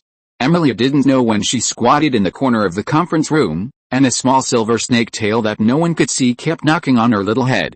Every time she was knocked by the silver snake tail, he would chant, "Find joy in suffering, find joy in suffering, find joy in suffering." We can't let Lord Mecklin interrupt such a good show. In exchange, I will send him to another dimension to watch the show. It's fair, isn't it? I am simply the god of justice. Chapter 563 Complex Taste. Everyone looked at Charlotte, but at this time Charlotte was trying her best to maintain her spirit that was about to explode. His soul was not in his body at all. He looked like a classic scumbag. At this critical moment, he looked up at the sky and wandered in the dark. Anne took a deep breath and encouraged herself secretly, "Anne, you also know how much Mr. Mecklin has done for you. You also know that he was not such a person before, but he changed a lot for you. He must be struggling, but you can't blame him. Now is your time to fight." Anne looked around at all the competitors in the room and said, "Love is always consensual. I believe in Mr. Mecklin and myself. I have an extremely firm belief in fate, so, who else? I'll give you a chance to participate in the duel. No time to wait." Anne Breton showed her domineering power like a queen for the first time. She challenged Sophia Gallinold, Menelman Sumri, Megium, and Adosa Misa and declared war. Anne didn't believe that everyone would be like Sophia Gallinold, a little bitch, who had challenged such a shameless duel in public. She decided to take a risky move and force the other competitors to retreat first, leaving Sophia Galinold alone. As soon as Anne finished speaking, Princess Guillaume said faintly, "Count me in." After she said this, she walked to Charlotte, lifted the heavy black veil, revealing her delicate chin and rosy lips, and kissed Charlotte Mecklen lightly on the lips, then pulled down the veil, left the shocked people behind, and walked away. Seeing that Mendelman's eyes were blurry and he seemed to be lost in thought, Adosa thought to herself, "I have to light a fire." She raised her hands and said, "Senior Mini and I will join the battle." Before she finished speaking, Sophia Galinold walked to Charlotte, tiptoed, and raised her body slightly, but she didn't kiss her gently like Princess May, but gently stuck out her tongue. Charlotte was lost in thought and didn't notice it at all. The veins on Anne's forehead were bursting, and she drew the sword from her waist with a swish. Sophia Galinold wiped her mouth and said lightly, "Although I'm not a saint yet, Anne thinks you're too weak, so let's duel in my way." Sophia Galinold also laughed. Adosa was stunned. She didn't expect the scene to be so exciting. She was about to announce her withdrawal when she saw Mendelman walk to Charlotte, kiss her gently, and leave without saying anything. Saba Sidney and Domitian, with all kinds of strange expressions on their faces, hurriedly followed Mendelman. Adosa laughed and fled directly. She wanted to light a fire, but at this moment she realized that this place was a warehouse of explosives and her little flame was of no use at all. Facing the endless evil gods, any ordinary person would be blown up directly. Charlotte tried his best to maintain the stability of his spirituality, but there were too many evil gods, and his efforts were useless. His spirituality was already boiling. The moment his spirituality was about to explode, he returned to reality again. He took a deep breath of air, and felt that his extraordinary level was soaring at a weird speed, and soon broke through to the 20th level. After being promoted to the 20th level, the surging energy was fully guided to Charlotte to the mirror spirit. The third rune of the mirror spirit condensed, and Charlotte's mirror world had a second concept creature, the spirit realm serpent. When a person looks in the mirror late at night, he will feel fear. The spirit realm fear snake has no specific form. It is a collection of all human fears and fantasies. As long as there is a weakness in the heart, the fear snake will take advantage of it and use fear to ambush people. Wood Brandon did not use the spirit realm fear snake to deal with Charlotte, probably because he thought that Charlotte would not be afraid of this thing, but when Charlotte mastered this skill, he felt deeply afraid. If Wood Brandon used the spirit realm fear snake on him, he was afraid that he would have sequelae for a long time. Charlotte is actually not that brave. After the third mirror spirit rune was formed, the energy of the promotion to the 20th level was not weak, and soon condensed into the fourth mirror spirit rune, the spirit realm desire snake. Just the opposite of the spirit realm fear snake, the spirit realm desire snake is a collection of all human desires. It can make any creature that invites it fall into illusion and cannot extricate itself. In short, it is the Unreal Enhanced Supreme Plus Pro MAAX Ultra version of the Holy Light God Kingdom. After the fourth mirror demon rune was condensed, the remaining energy was no longer enough to condense the fifth mirror demon rune. Charlotte hesitated for a moment, then injected it into the Blood Flame Key, condensing 2 more Blood Flame Key runes. Blood Flame Key X3, greatly expanding the range and number of Blood Flame Key. This ability, like the Light Speed technique, will only increase power, and will not give birth to new abilities like the Mirror Spirit. Charlotte calmed down, and when he opened his eyes, only Anne was left in the conference room. Anne Brittany was wrapping her arms around his neck, kissing him deeply. Charlotte raised her hands and hugged Anne's slender waist, holding her tightly, while secretly glancing at the conference room. Except for him and Anne, there was no one else, and everyone had left. He breathed a sigh of relief, thinking that the Serpent of Fate had already taken care of everything for him, and secretly said, "Thank you, Serpent of Fate. You are the greatest god. Thank you for your careful care." Charlotte and Anne were rarely together, and although there had been many warm moments, this kind of warm day that seemed to be within reach was becoming increasingly rare. He enjoyed this moment of warmth with peace of mind, and only hoped that this kind of time would last forever. Charlotte's sneak peek just now missed a blind spot because of Anne in her arms. Emilia was squatting in the blind spot of his sight, silently enduring the rhythmic tapping of the silver snake's tail on her little head, muttering, "Find joy in suffering, find joy in suffering, find joy in suffering." Sir Mecklenburg is really a person favored by God who is good at pleasing God. This is the first time I've seen such a grand scene, A little spiritual improvement is a reward? Sir Mecklenburg doesn't have to think about debt relief. Your debts will only roll infinitely and increase more and more. Well, this is a prophecy given to you by a righteous God who controls your fate. Charlotte and Anne separated after a long time. He felt that the kiss just now was a little dreamy, a little luxurious, a little resolute and brave, and a little youthful, as well as fiery and desperate, which was a little different from usual. Well, the taste was complex. Chapter 564. I haven't taken you around Mecklenburg yet. Charlotte felt a little guilty and asked, has everyone left? Anne smiled and said, yes, and didn't mean to elaborate on what happened just now. Charlotte wisely decided not to ask. Although he was extremely curious about the duel between Anne and Sophia Galinold, he decided to ask someone else, which would be safer. Although Charlotte let go of Anne's slender waist, he still held Anne's hand, with infinite emotion in his heart. As we all know, math teachers are not a profession that can make a lot of money. In the marriage market, if you don't get it done in college, you will have to go on blind dates. Charlotte was even more sad. He didn't find a girlfriend in college in his previous life, and several blind dates were unbearable to look back on. He never thought that he could fall in love with a noble lady like Anne after traveling to this world.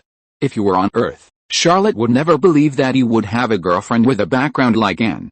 Even if he put aside his family background and only considered his appearance, education, personality, upbringing, and personal ability, it would be difficult for him to chase a girl of the level of a campus goddess.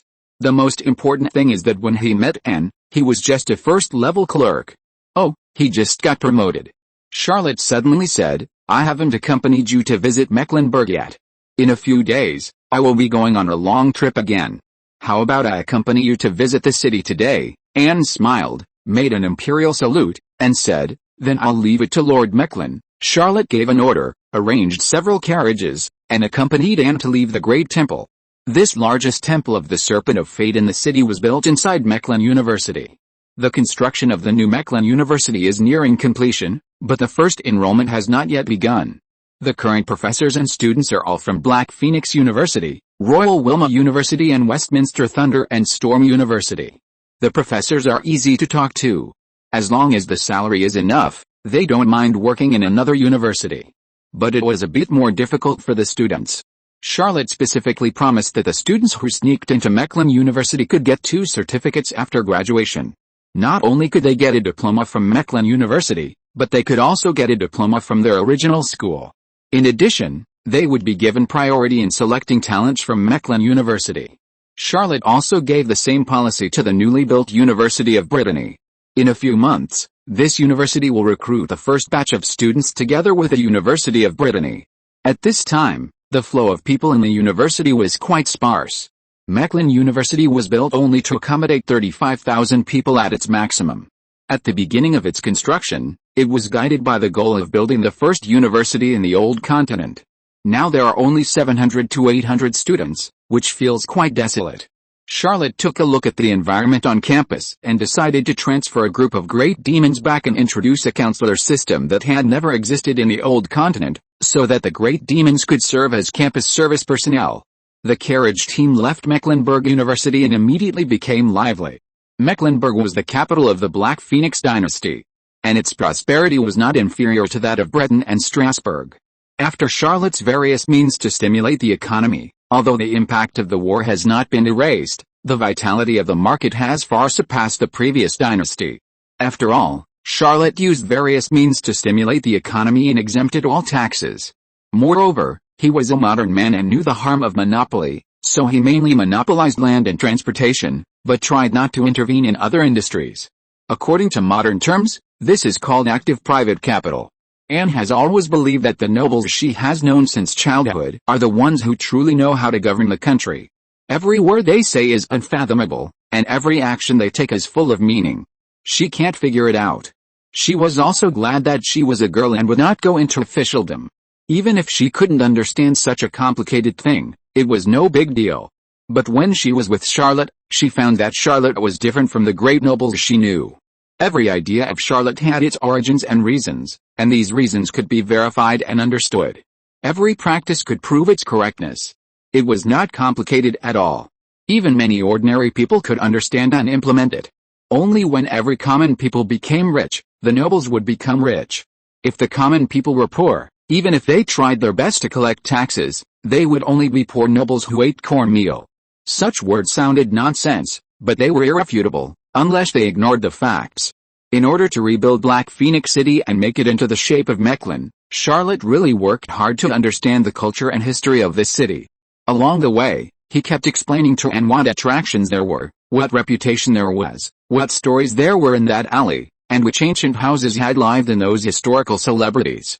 Anne listened with great interest, and then she found that when Charlotte rebuilt the city, he hardly destroyed the original cultural landscape, and paid great attention to building markets, so that every residential area could be surrounded by the market, and everyone could easily set up a stall to sell their own labor products, and every resident could easily buy daily necessities.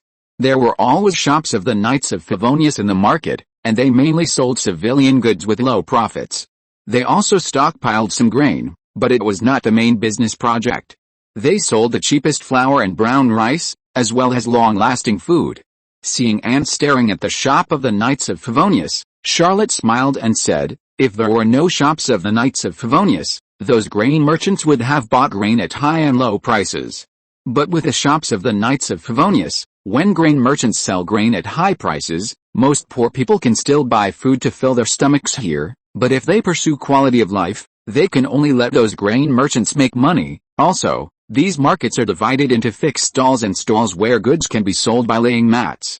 The former guarantees quality and pursues credibility, while the latter allows many people to sell the grain they grow, the products they have, and various personal belongings, which can allow many people to maintain their lives. Charlotte kept explaining to Anne the situation of the city. Although Anne actually stayed in Mecklenburg longer than he did, Anne had never thought that there were so many details in the city. When the fleet of the New World besieged Black Phoenix City, Anne firmly defended Black Phoenix City. At that time, she didn't think so, but now she thinks that even though it was besieged by a large army, the city was still orderly, without any chaos, and without any shortage of supplies. Even Strasbourg couldn't do this. Charlotte accompanied Anne in the city of Mecklenburg and walked around for a while. She said, there's a very good restaurant nearby. I wonder if I can have the honor of inviting Miss Brittany to lunch, and remembered that when she was in college, she often sneaked out to eat with Charlotte. Later, when she worked in the general office of the central government, Charlotte often took her out to have lunch together. Anne couldn't help but feel warm and put her little hand in Charlotte's palm and said softly, okay. Chapter 565, Future Wars, Ordinary People Decide Everything. The carriage that Charlotte rode in had no markings, and it wasn't even new. It was just the spoils he had captured in previous wars. Although Black Phoenix City had been renamed Mecklenburg, Charlotte had also sorted out the city several times, trying to send dangerous elements to other places, and transported many people who were close to him and willing to settle in big cities. Many of them were South Syria women who had followed him in many migrations, but he was still worried about danger and did not allow his generals to have special markings on their carriages. Well, Charlotte has always had a very high status in the minds of South Syria women, even higher than any other South Syria woman, and her reputation is far higher than Jonathan, Hughes, and even those South Syria celebrities in history. In addition to being displaced and losing their homes, the lives of almost all South Syria women are getting better and better. They are no longer discriminated against, there will be no wars, there are no tax collectors more vicious than thieves, and there are no extortion gangs, and they have the opportunity to receive education. The most important thing is that the biography of Mechlin has a very high status in the minds of South Syria women. Lady South Syria was convinced that Charlotte was their savior. Moreover, Charlotte's legendary experience of rising from an ordinary imperial civil servant to the throne of the imperial duke made these ladies of South Syria even more fanatical. When the carriage stopped in front of a restaurant, Charlotte got off the carriage and reached out to help Anne down. Suddenly, she remembered that she had bought a second-hand carriage and wanted to show off in front of Anne. She couldn't help but smile slightly. Anne's mood was a little better now. Although she still wanted to kick Sophia Galinold's little butt, she could suppress the urge to smash the plate. She smiled slightly and asked, "What are you laughing at?" Charlotte whispered, "I was thinking that when I bought that second-hand carriage, I actually wanted to show off to you, but you didn't care at all. Later, I changed to dark luxury, and you didn't seem to notice it." Anne whispered, "I thought you rented it at first, and I was afraid that you would be uncomfortable, so I didn't dare to show it." Charlotte couldn't help but smile more gently. and was indeed a gentle girl. Anne blinked and thought for a while. She couldn't remember whether Charlotte had changed carriages, so she wisely didn't mention the topic. When the two were about to enter the restaurant, they heard someone arguing inside. Charlotte hesitated for a moment, and was considering whether to change a carriage when she heard someone shouting, "You are the shame of Black Phoenix University. If you don't know what's good for you and go to Mecklenburg University, that fake university, you will definitely not graduate and won't get a Black Phoenix diploma." Charlotte shrugged and said, "Let's go in and take a look." Anne smiled and followed Charlotte into the restaurant. Today, both of them dressed like ordinary people. Charlotte is now used to wearing military uniforms. He fought in 2 continents, so the military uniform on his body is naturally old. Although Anne was dressed as a normal noble lady in the conference room, she has now changed into a hunting suit and looks a bit like a female adventurer. The young soldier and the female adventurer in old military uniforms are still a good match, which also shows Anne's attentiveness. In the restaurant, more than a dozen young people were having dinner, but they were arguing with each other.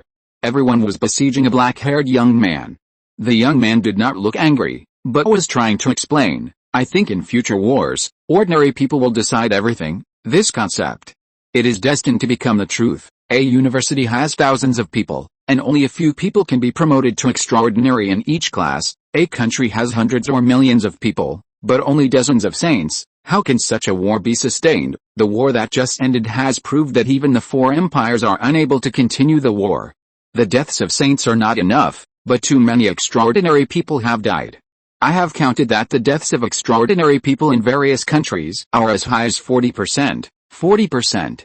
Do you know what 40% means? The young man was immediately besieged. Charlotte listened with great interest. He actually agreed with the concept of the black-haired young man, but in this world, after all, there are extraordinary powers, and ordinary people have no way to influence the war. Not long after, the black-haired young man fled in a panic, and the remaining young people cheered together and raised their glasses to celebrate the great victory. Someone noticed Charlotte and the other young couple and raised their glasses to signal them. Charlotte also raised her glass and smiled, but after putting down the glass, she said to Anne, "I'll be out for a while." Anne smiled and nodded.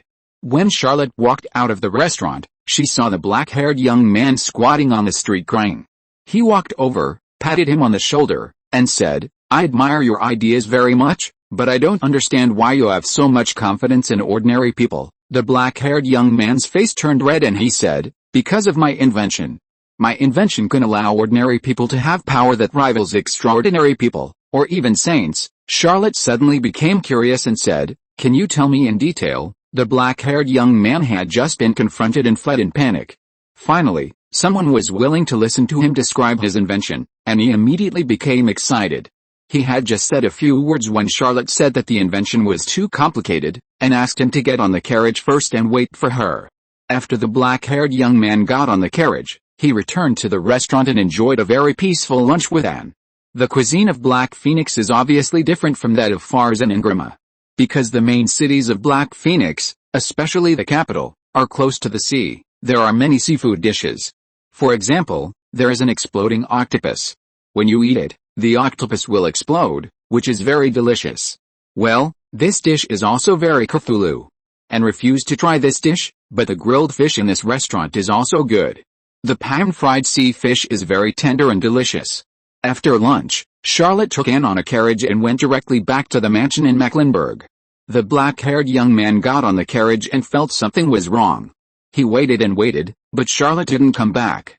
He wanted to get off the carriage, but was stopped by several burly men.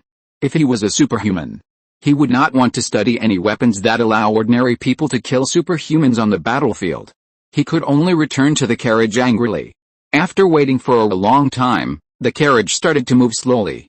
He became more and more worried, thinking secretly, "Is someone jealous of my talent? Do they want to kill me? Is this the way to the outside of the city? When we get there, will they bury me alive or knock me out first?" The black-haired young man was just thinking about it when the door of the carriage was opened. He was a college student after all.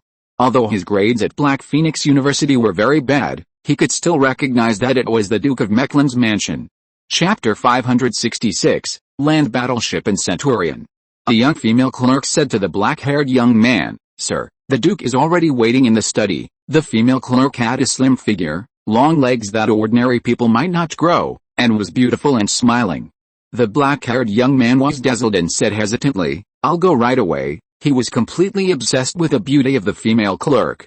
It took him a long time to wake up and shouted, "Is it the Duke? Who did I meet today?" The witch clerk smiled and replied, "It's the Duke of Mecklen and the Duchess of Brittany." The black-haired young man was boiling with excitement.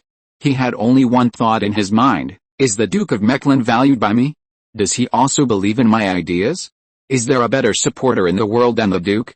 If the Duke supports my research, the Duke of Mecklen will sooner or later unify the entire continent. The black-haired young man had wild thoughts and followed a witch clerk to Charlotte's office. Anne had gone to rest, and Charlotte was the only one in the office. He smiled gently and said, "Let me introduce myself, Charlotte Mecklen.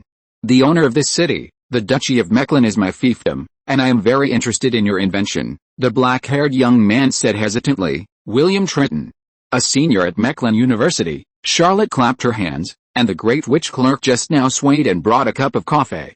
He smiled and said, "Let's continue to talk about your invention." The black-haired young man took a few deep breaths, took out a manuscript from his arms and spread it on the table. The whole person suddenly became energetic and said, "I'm not a serious alchemist, but I love alchemy. I have done research in ancient magic creation, classical alchemy, and classic alchemy. I think alchemy should not be divided into factions, but should cooperate sincerely. I found that extraordinary objects made by different alchemical systems can play a great role if combined. For example, these two inventions of mine." Charlotte leaned in and took a look at the drawings on the manuscript. He was stunned when he saw the first drawing. This thing looked familiar. It was a long huge box with 8 pairs of 16 huge wheels. There were countless magic circle runes painted on the box. Of course, many of the runes were wrong. Charlotte was now knowledgeable and could tell at a glance. However, he also understood what this black-haired young man named William Triton wanted to build: a tank. This was a primitive tank. It didn't even have tracks, turrets or machine guns. It just had a square body. William Triton said excitedly, "The extraordinary can't handle everything. If we make this thing, it will have a magic circle on it. Even the extraordinary can't easily break the magic circle. They are enough to resist the charge of the extraordinary knights. The magic circle can indeed resist the extraordinary. Even if there are enough people to form the magic circle, it is possible to resist an evil god. This idea is indeed good." Charlotte secretly praised and asked with interest, "How do you solve the energy problem?" William Triton showed an embarrassed expression on his face and whispered, "I can only think of one way, but this method is too cruel. You know that the blood clan can devour the flesh and blood of living beings to obtain extraordinary blood energy. I think I can borrow the secret method of the blood clan." Charlotte shuddered. He understood what William Triton meant. This tank of the extraordinary world does not burn any fuel, but burns the bodies of enemies on the battlefield, converting vitality into blood energy to drive this terrifying killing machine. Charlotte hesitated for a moment and decided to seal this technology first. Although it can indeed allow ordinary people to roam the battlefield and fight against extraordinary people, Charlotte believes that if she makes this thing, she will be promoted to the #1 villain in the old continent in a matter of seconds, and her reputation will surpass Zimmerman. A monster that can devour the lives on the battlefield, convert power, and run rampant. It's really weird. At the same time, he also decided that William Triton must not be allowed to leave Mecklenburg. This black-haired boy must stay by his side. William Triton didn't know that Charlotte had taken himself very seriously. He spread out the second manuscript and said, "I called the previous invention a land battleship, and this invention, I call it a centurion." Charlotte saw such a magical design for the first time, and his first reaction was, "Centaur." Its lower part is a magic alchemical warhorse, used for classical alchemy, that is, mechanical alchemy, but without a horse head. The horse head part is a magic shield that can just protect the knight. The upper part is a cover, so that the knight does not ride on it, but sits in the belly of the horse, with only a pair of arms exposed, which can operate the rifles mounted on both sides of the shooting position. This thing is really strange, and Charlotte thought about it and found that it can actually be put into actual combat. Just when Charlotte was about to point out the problem with this design, she heard William Triton say, "I know that when a transcendent knight is promoted to the 19th rank, someone will condense the king's certificate and become a captain of 10,000 knights, A captain of 10,000 knights can use the power of a city and an army to fight against enemies with transcendent strength that is stronger than himself, but captains of 10,000 knights are so rare. There are probably no more than 20 of them in the entire old continent. My centurion is different. It can also gather the power of an army. Although the current design can only withstand the power of dozens of ordinary soldiers, it is enough for ordinary people to compete with low-level transcendence when combined with alchemical mechanical war horses. Charlotte was surprised and asked, "Can it also gather the power of ordinary people?" William Triton said confidently, "Yes, I designed a magic circle." Of course, this magic circle was not invented by me. It was invented by a professor in Ingrama. It's just that its power is too weak, and almost no one takes it seriously. Half an hour later, Charlotte reached out and held William Triton's wrist, and said eagerly, "Sir Triton, do something for me. I sincerely invite you to join the Knights of Favonius, and am willing to hire you as a tenured professor in the Department of Classical Alchemy at Mecklenburg University. I am also willing to invest 200 EQ in advance and allocate a testing site to you. Please manufacture the prototypes of these two extraordinary artifacts as soon as possible." The purchasing power of 200 EQ is equivalent to about 4 million on Earth, which is enough to cope with the early research and development of these two inventions. As for the later stage, Charlotte will definitely invest more manpower and send the people she trusts the most, such as Claire or Abner. If you're listening to this novel on a channel other than Fanfic World, it means they downloaded and uploaded it without effort. We cordially invite you to visit our channel, Mundo Fanfic Novelis. There you'll find the original version of this story, and you can explore many other novels of various genres. We're waiting for you to immerse yourself in a world of incredible novels. Chapter 567, Mandelman also kissed? Although Charlotte, from the perspective of a time traveler, is sure that Mr. William Triton will be of great use in the future, his main task now is to go to the Kingdom of Amazon, Godlandsburg and the Principality of Calabria to quell the chaos of the evil gods. He sent 2 great limo to assist this aspiring scholar, and also sent William Triton's affairs to his generals in the form of internal documents, so that everyone would pay attention to his research. No matter what trouble William Triton encounters, they must help solve it, and they must not allow other countries and forces to interfere. William Triton did not expect that he would be so valued by Charlotte. When he knew that in addition to getting everything he dreamed of, he would actually have 2 great lemmas to assist him, one of whom was the female clerk who received him, he had an impulse to swear to die for Duke Charlotte Mecklen. The conditions given by Charlotte were so good that it was impossible to refuse. After Charlotte arranged William Triton's affairs, she began to select her subordinates. Those below the saint level did not need to go this time.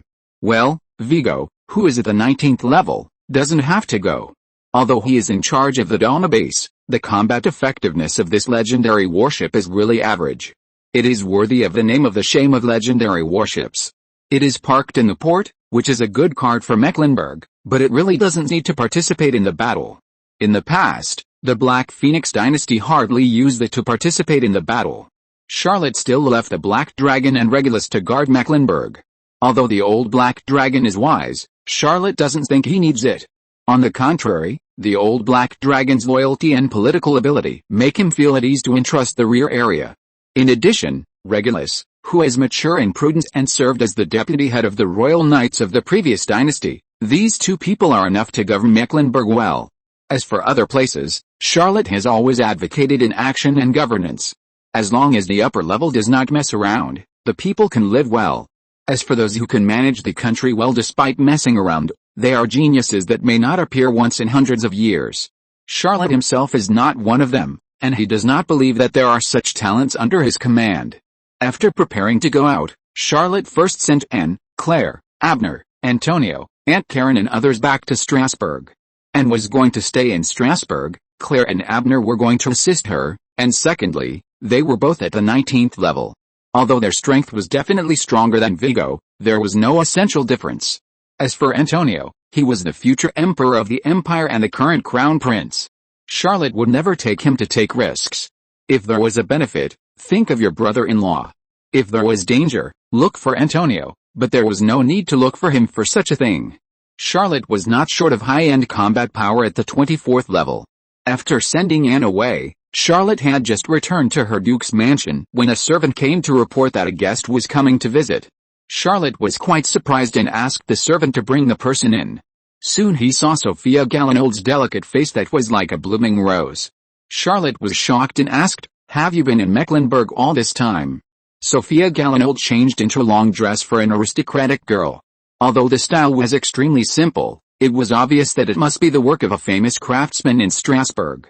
From the style to the texture, everything was of the highest quality. Sophia looked like a lady from a classical oil painting, delicate and beautiful, about to bloom.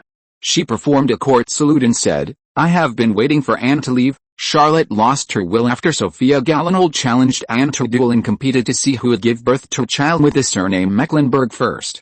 Of course, she understood why Sophia Galinold was waiting for Anne to leave. Even he couldn't play dumb, and could only say awkwardly, "Miss Sophia, although your beauty is like the first morning dew in the world, spotless and flawless, and no one can find any flaws, but I have already met Anne first, and I think you also hope that the other half you meet is a loyal person, not a person who is tempted by beauty." Charlotte wanted to persuade her, but Sophia Galinold smiled and said, "It's just a joke." Why did Charlotte take it seriously? Charlotte was immediately embarrassed and could only say awkwardly, "I misunderstood Sophia." He hurriedly asked someone to bring up coffee. The two had just chatted for a few words when another servant came to report that another guest had come. Charlotte could only ask the servant to bring someone in. This time it was Princess May Guillaume. Princess May was slightly surprised when she saw Charlotte and Sophia Galinold, but then she said calmly, "I will accompany you to fight the evil god." Sophia Galinold took a deep breath and said, "I am good at naval warfare. I can command the fleet for you and handle logistics." The sparks between Sophia Galinold and Princess May collided all of a sudden. Sophia Galinold saw with her own eyes that this woman named May Guillaume kissed Charlotte Mecklen, and at the same time remembered the Queen Bee, which actually belonged to this woman in front of her. Princess May thought that after she left, Sophia Galinold must have kissed Charlotte.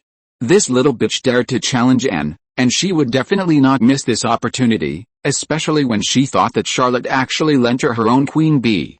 Princess May was furious. Although Sophia Galinold was far less powerful than Princess May, Strasbourg Rose was fearless. Princess May thought that if she took action, this woman would pretend to be weak and ask Charlotte for help, and she would definitely lose a point. The two were fighting with their wills when the servants of the Duke of Mecklen's mansion came to report for the third time that there were guests. This time, there were two people, Menelman and Adosa. Adosa was very surprised to see Sophia Galinold and May Guillaume, and greeted them one after another. Sophia Galinold's Jr. "Princess May, you haven't left either." Sophia Galinold was very surprised. She had never regarded Adosa as an opponent, but she stared at Menelman and couldn't help thinking, Senior Menelman also kissed Charlotte. Princess May's eyes were almost furious, and she said lightly, "Menelman, are you just going against me?" Menelman originally wanted to leave Mecklenburg and return to St. Michael Island, but Adosa persuaded him not to, and she also slandered him. "Charlotte Mecklenburg is going to fight the evil god, and you can accompany him. The two of you being together can also promote your relationship. Anne is not a saint, so she can only sigh and can't help Charlotte." Menelman hesitated for a long time, and agreed inexplicably. At this time, facing the fury of Princess May, she said lightly, "This is the home of Sheffield University graduates. You are the only outsider." Charlotte graduated from Sheffield University. Menelman and Adosa are his seniors, and Sophia Galinold is his junior. There is no doubt about this. But facing Menelman's dagger, Princess May said lightly, "Charlotte is my retainer. Charlotte has the position of Ingrima, and all the officials of Ingrima are retainers of the Red Dragon royal family, so there is nothing wrong with Princess May saying this. There are new hatreds and old grudges between the two. To Princess May, Menelman is much more hateful than Sophia Galinold. She left first and did not see behind. Sophia Galinold may have kissed Charlotte, but she did not expect Menelman to kiss Charlotte too. At this time, Princess May had only one question in her mind, did Menelman kiss her? As for Adosa, it was not important whether she kissed Charlotte or not. Princess May Guillaume did not care to know. Sophia Galinold is known as the Rose of Strasbourg. She is not only beautiful, but also a student leader in the university. She has a family background. Her father is the Minister of War of the Empire. She has learned a lot of means of struggle. She immediately analyzed that she must have an alliance. As for how to kill the alliance in the end and enjoy the fruits of victory alone, that is the next step. She stood up and said, "Two seniors. I have a suggestion. We should form an alliance first and face the outside world together. Mecklenburg nodded slowly. Adosa actually wanted to say, I don't want to join, but at this time, she could also say, I stand with my senior and junior sisters. The three outstanding students who graduated from the University of Sheffield quickly reached a tacit alliance. Mecklenburg naturally became the leader. She said to Charlotte, Charlotte, the incident you are facing this time may endanger the entire continent. Everyone should do their part. Let us help you. Charlotte was the only one who didn't know that he had been kissed by 4 women. He didn't understand why the 4 of them suddenly became weird. However, more people were willing to help him fight the evil god, so Charlotte would not refuse. He said, welcome everyone. Join my team to fight against the evil god of the New World. I have a batch of divine crystals here. You can use them to replenish your physical strength when fighting. Charlotte took a handful of divine crystals and distributed them to the 4 girls. In fact, he wanted to use the distribution of things to quickly get out. The smell of gunpowder in the room was getting stronger and stronger. And was not here again, and Charlotte could not handle it alone. In fact, Charlotte was not good at dealing with feelings. He was single in his previous life and had only dated 1 girlfriend in this life. Facing such a brutal field, he could not do it with ease and just wanted to escape. Charlotte laughed and was about to send these guests out first and arrange for them to stay separately. He felt a headache when he thought of 4 women living in his house. Charlotte thought to herself, I can't stay in Mecklenburg any longer. I have to leave tomorrow and go to the Amazon kingdom first. I heard that countless plants suddenly grew in the Amazon kingdom, forming a dense forest. I'll ask the people in the New World which evil god is this who can control plants. Chapter 568, Evil God Family Wine. Charlotte used all his skills to settle the 4 women, and immediately arranged for departure. This time, he had his own subordinates, a group of saints from the New World, plus Mecklenburg and Princess May, Adosa, and Sophia Galanold.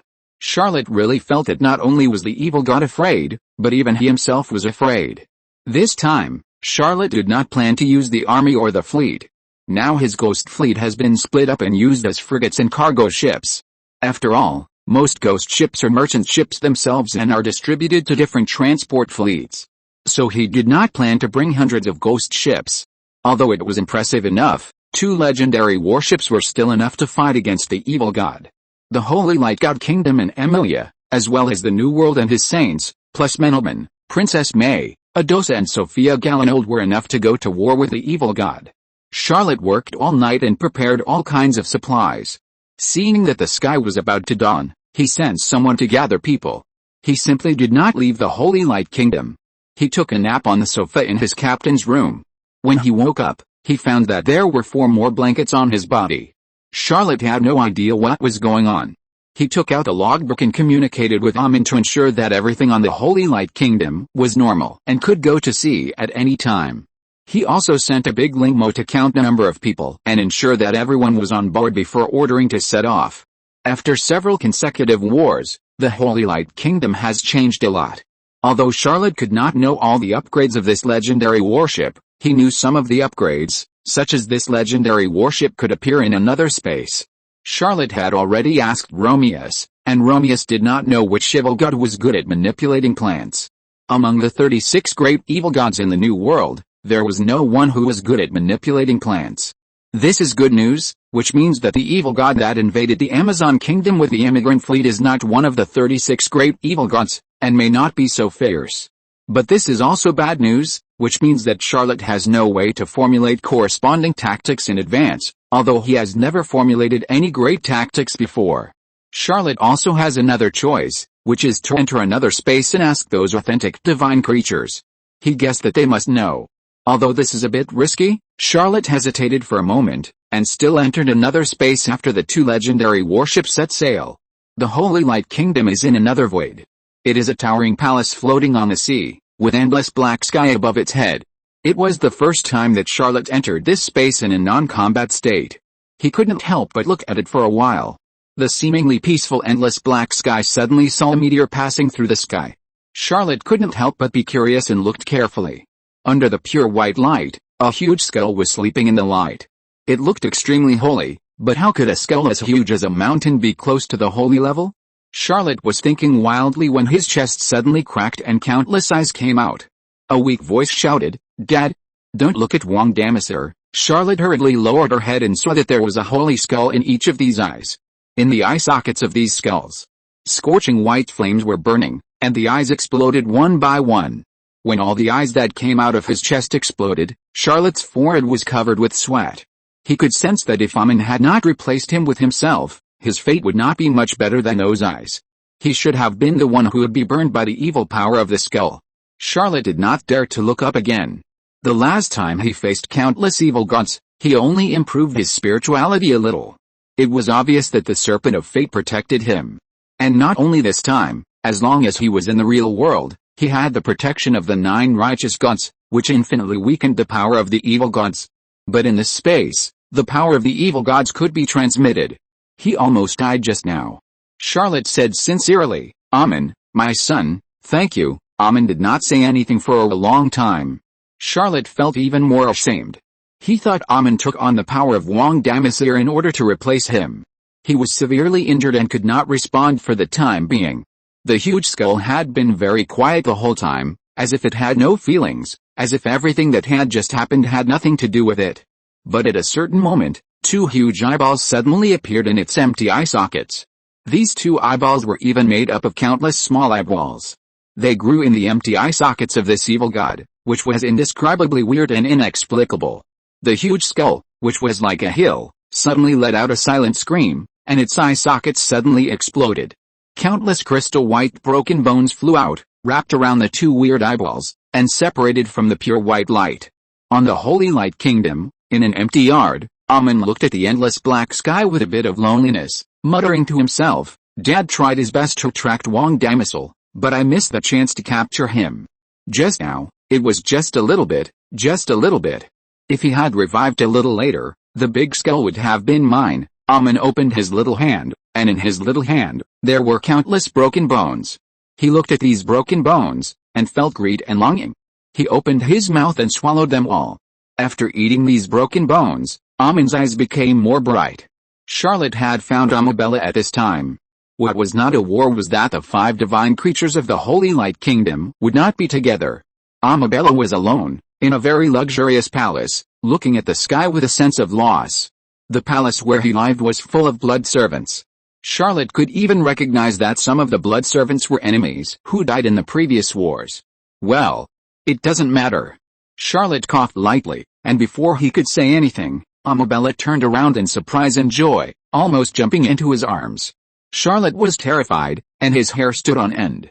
He was really afraid that Amabella would jump at him, and he didn't know whether to run away or flee. After all, Amabella was not an ordinary woman, she was an out-and-out evil god, and she might be a very powerful one. Amabella couldn't help but said, Why did you come to see me again? Should men make great achievements and have ambitions? How can you indulge in beauty and the tenderness of family? Charlotte thought to herself, this is worthy of the evil god. If it were a human woman, I would have to look carefully under the bed and in the closet. Charlotte said, I have something to ask you. Among the evil gods in the New World, who is good at manipulating plans? Amabella said unhappily, good at manipulating plans? Who else can it be?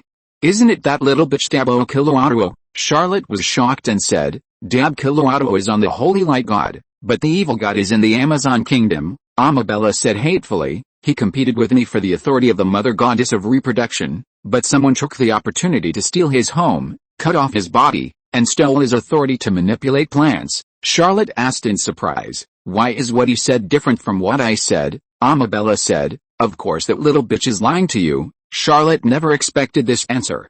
He hesitated for a long time and thought he should ask Dapachirato again. Charlotte stayed with Amabella for a while.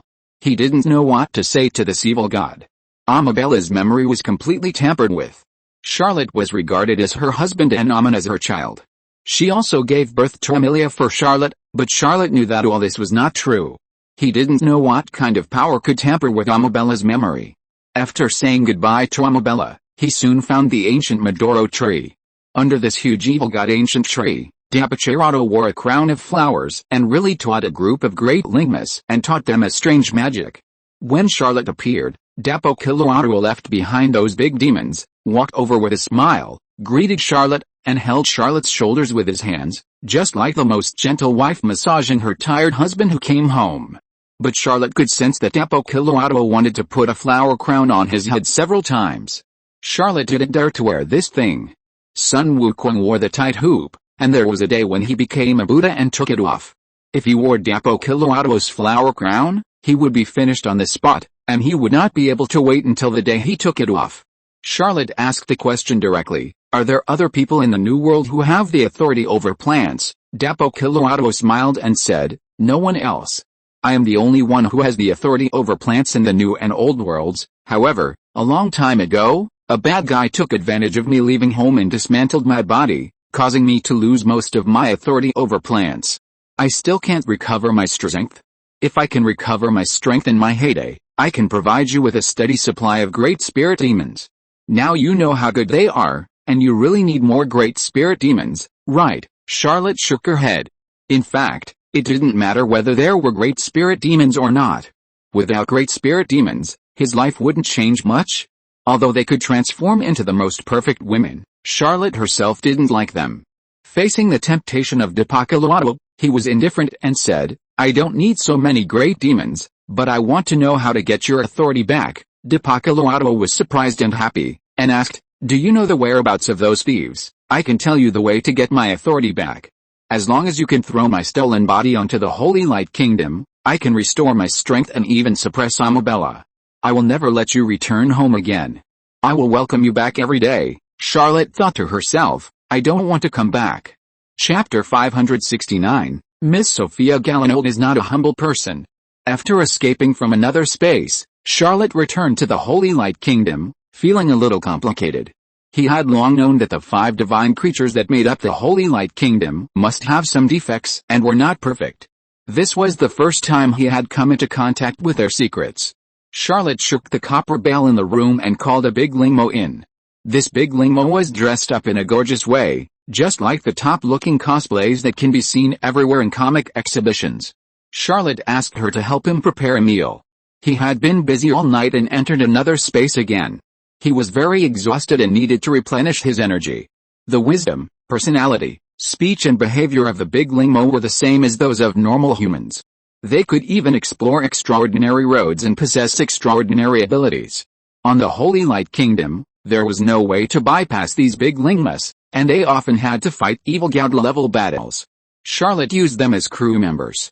At present, the big lingmas were very competent. The big demon swayed away.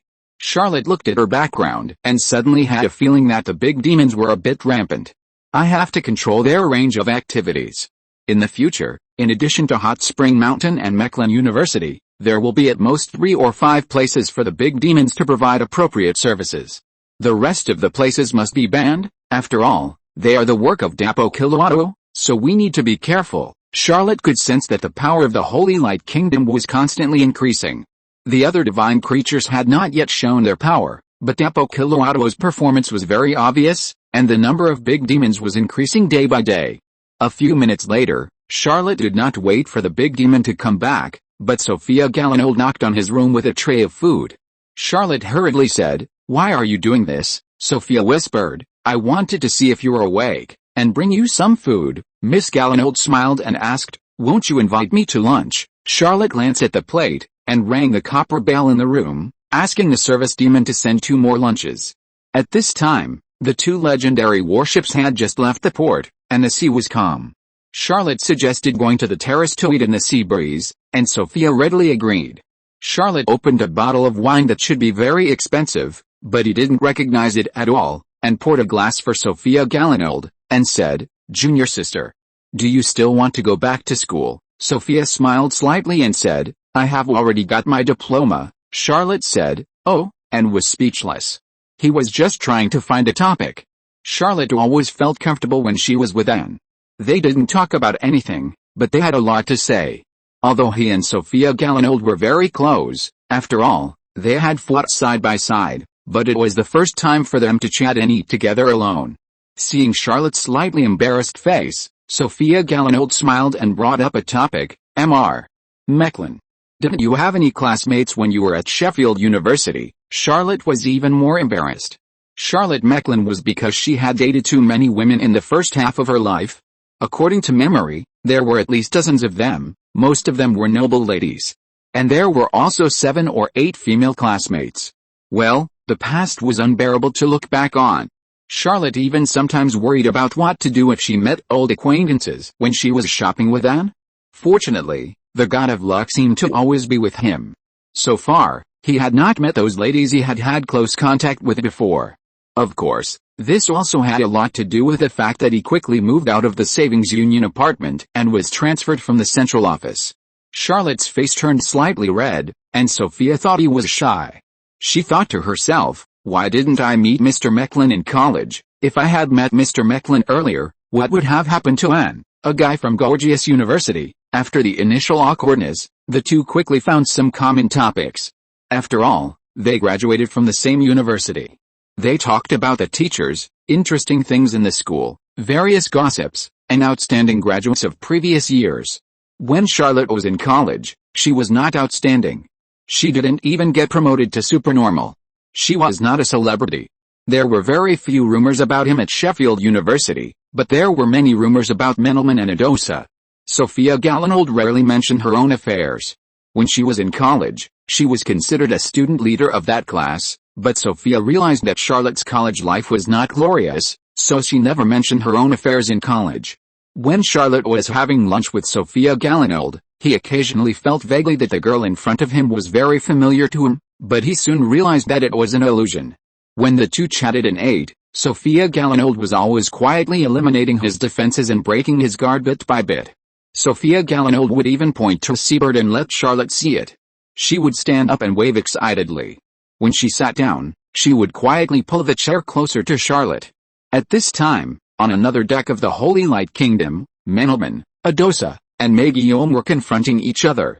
Princess May's voice was still cold, but it contained a hint of gunpowder. Aren't you too afraid of being riders? Miss Sophia Gallinold is not a humble person, Mendelman said lightly. In short, you have to be eliminated first, Adosa secretly shouted. Exciting. Princess May took out a crystal bottle and threw it into the sea. After a while, the queen bee appeared on the sea. She boarded the ship calmly, turned back and raised her eyebrows, and said, next round, it's my turn. Charlotte and Sophia Gallinold both saw the appearance of the queen bee. This legendary battleship had some relationship with both of them. Sophia Gallinold thought secretly, Princess May is not talented in this area. If we exchange identities, Charlotte will never be able to return to Fars. Charlotte didn't know how Princess May took out the queen bee.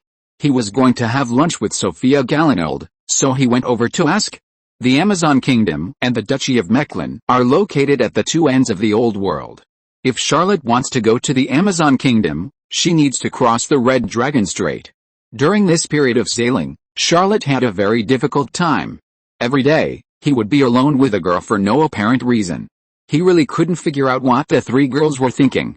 Sophia Gallinold always said that challenging Anne was just a joke and told him not to take it seriously. Mendelman spoke very little. Princess May would only talk to him about novels. As for Adosa. Chapter 570, who would have thought there would be an extended version? Charlotte threw a piece of charcoal to make the stove more prosperous, and put the viscera of a fish she had just caught on the stove. Seeing that he was skilled at cooking, Adosa didn't make trouble, and smiled as she tasted the grilled fish pieces on a string of wooden sticks. Charlotte sighed and said, Senior Adosa, can you tell me in detail what happened that day? Adosa patiently repeated what she had just said. Charlotte covered her face with her hands, feeling ashamed to look back. He really didn't expect that such a heavy thing would happen. He thought that the kiss between him and Anne was all there was to it. Who would have thought that there would be an extended version? Adosa was eating happily and talking happily. Her mouth was full of fish fat. After swallowing a mouthful of fish meat, she praised, Charlotte, your barbecue is profitable. Charlotte replied, I have a cook named Mrs. Wumi Zhejiang. She comes from the New World and is good at barbecue.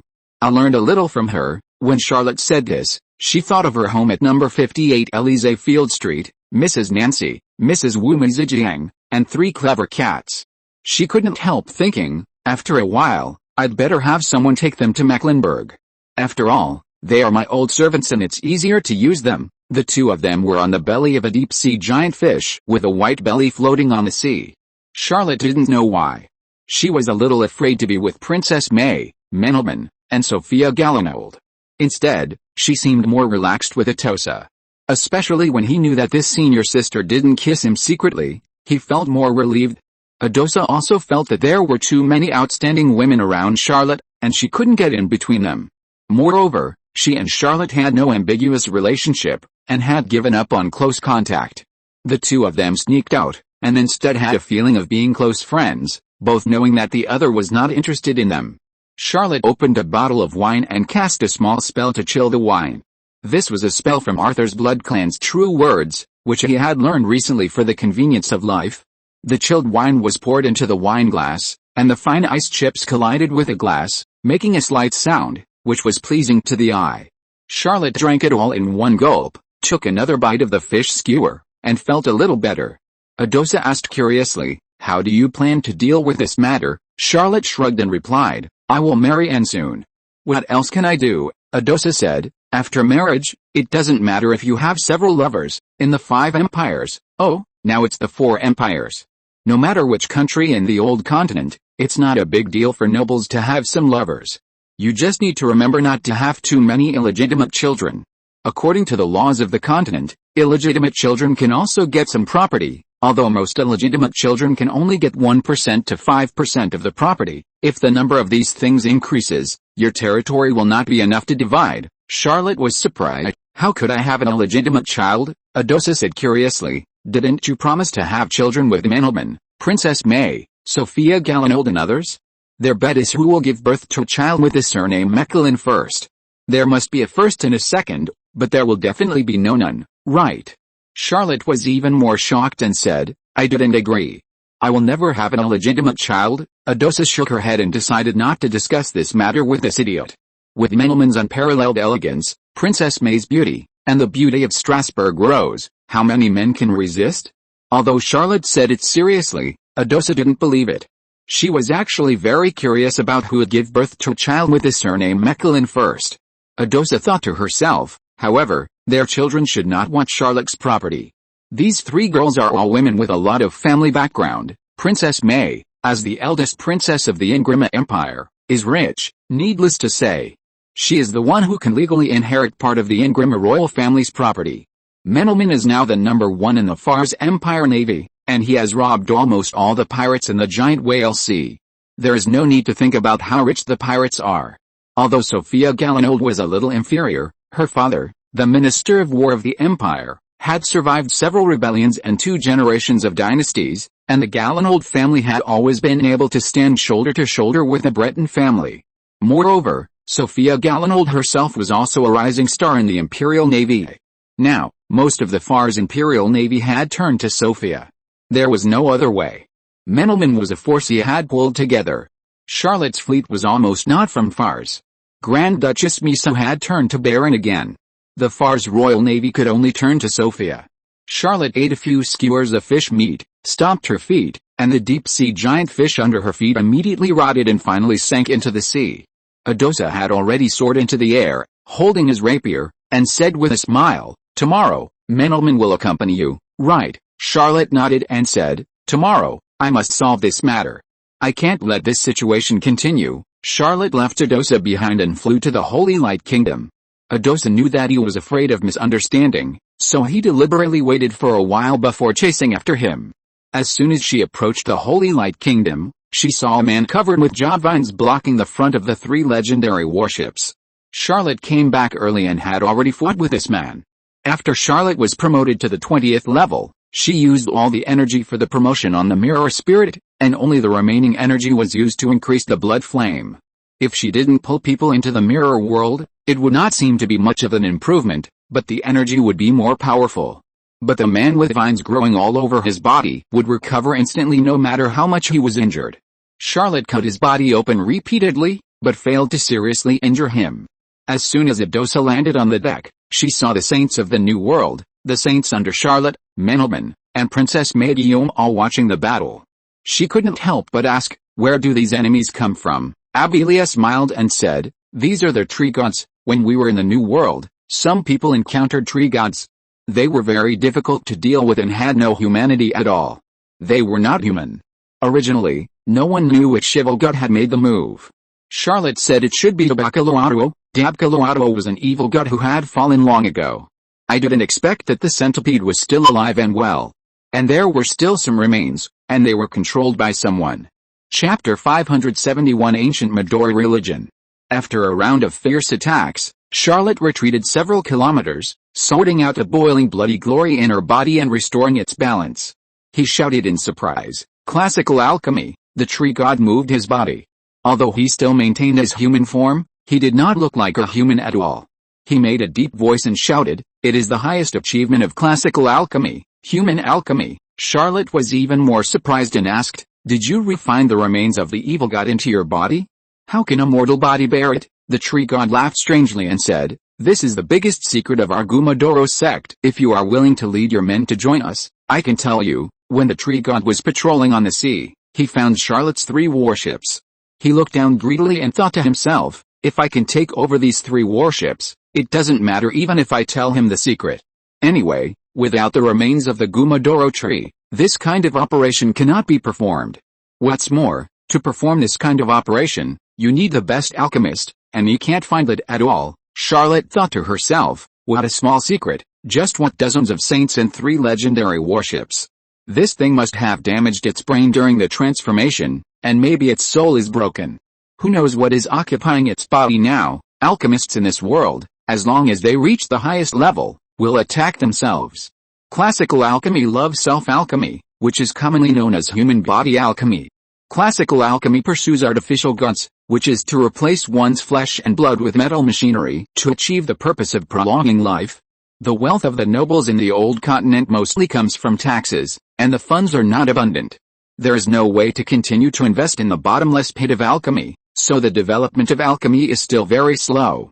For example, the formula of alchemical explosives has not been changed for many years. Charlotte had accumulated countless wealth through trade, land, transportation, production development, encouragement of folk crafts, and plunder. He was willing to invest and had funds, but he got rich too quickly. He only had a few alchemists under his command. Investing in land battleships and centurions was already a windfall. Charlotte's mind flashed through the name of Sean Connor of the Blue Magpie Workshop in the Stars District. After he persuaded him to move to Machupi, he never saw the nearly bankrupt alchemist again. Later, he went to Machupi several times but never saw him. I wonder where he is now? Charlotte thought to herself, I'll have to ask later if Sean Connor is still here. I'll try to get him to Mecklenburg to participate in the design and manufacture of land battleships and centurions. Although William Triton has a genius idea, his alchemy is definitely not that good. He is not even an extraordinary person, and he needs the cooperation of an old hand like Sean Connor. However, he is still fighting with a tree god and is temporarily unavailable. Charlotte decided to keep this tree god. He suddenly accelerated, put his hands together on his chest, and fired a blazing blast. Charlotte has already increased the blazing blast to x18. If it is compressed to the extreme, the power is far greater than any alchemical bullet, and it can even hurt the saint rank. But at this time, he does not want to kill the enemy, but wants to knock him away. So he did not compress it. His move was like a shock wave, dragging out a smooth tail. Seeing Charlotte launch this bombardment, the tree god laughed strangely, put his hands together, and launched a shock wave. This method of compressing energy slightly and launching it can be done by many low-level extraordinary beings, but the lethality is not very great, and the energy waste is also very serious, which is far less than the formal long-range supernatural power. Only when it reaches the intermediate level or above, this kind of energy cannon has substantial lethality. The tree god believed that his energy was inexhaustible and was not afraid to fight Charlotte. The energy impacts of both sides collided in the air. After all, Charlotte's fiery bomb was a formal supernatural power. Although he had let it go, it still pushed the tree god back. The tree god was about to change to another supernatural power to turn defeat into victory, when he felt a flash in front of his eyes, as if there was an extra mirror between him and the real world. Charlotte looked at the tree god who was sent into the mirror world by him, shook his head slightly, and said, "It seems that his brain is really broken."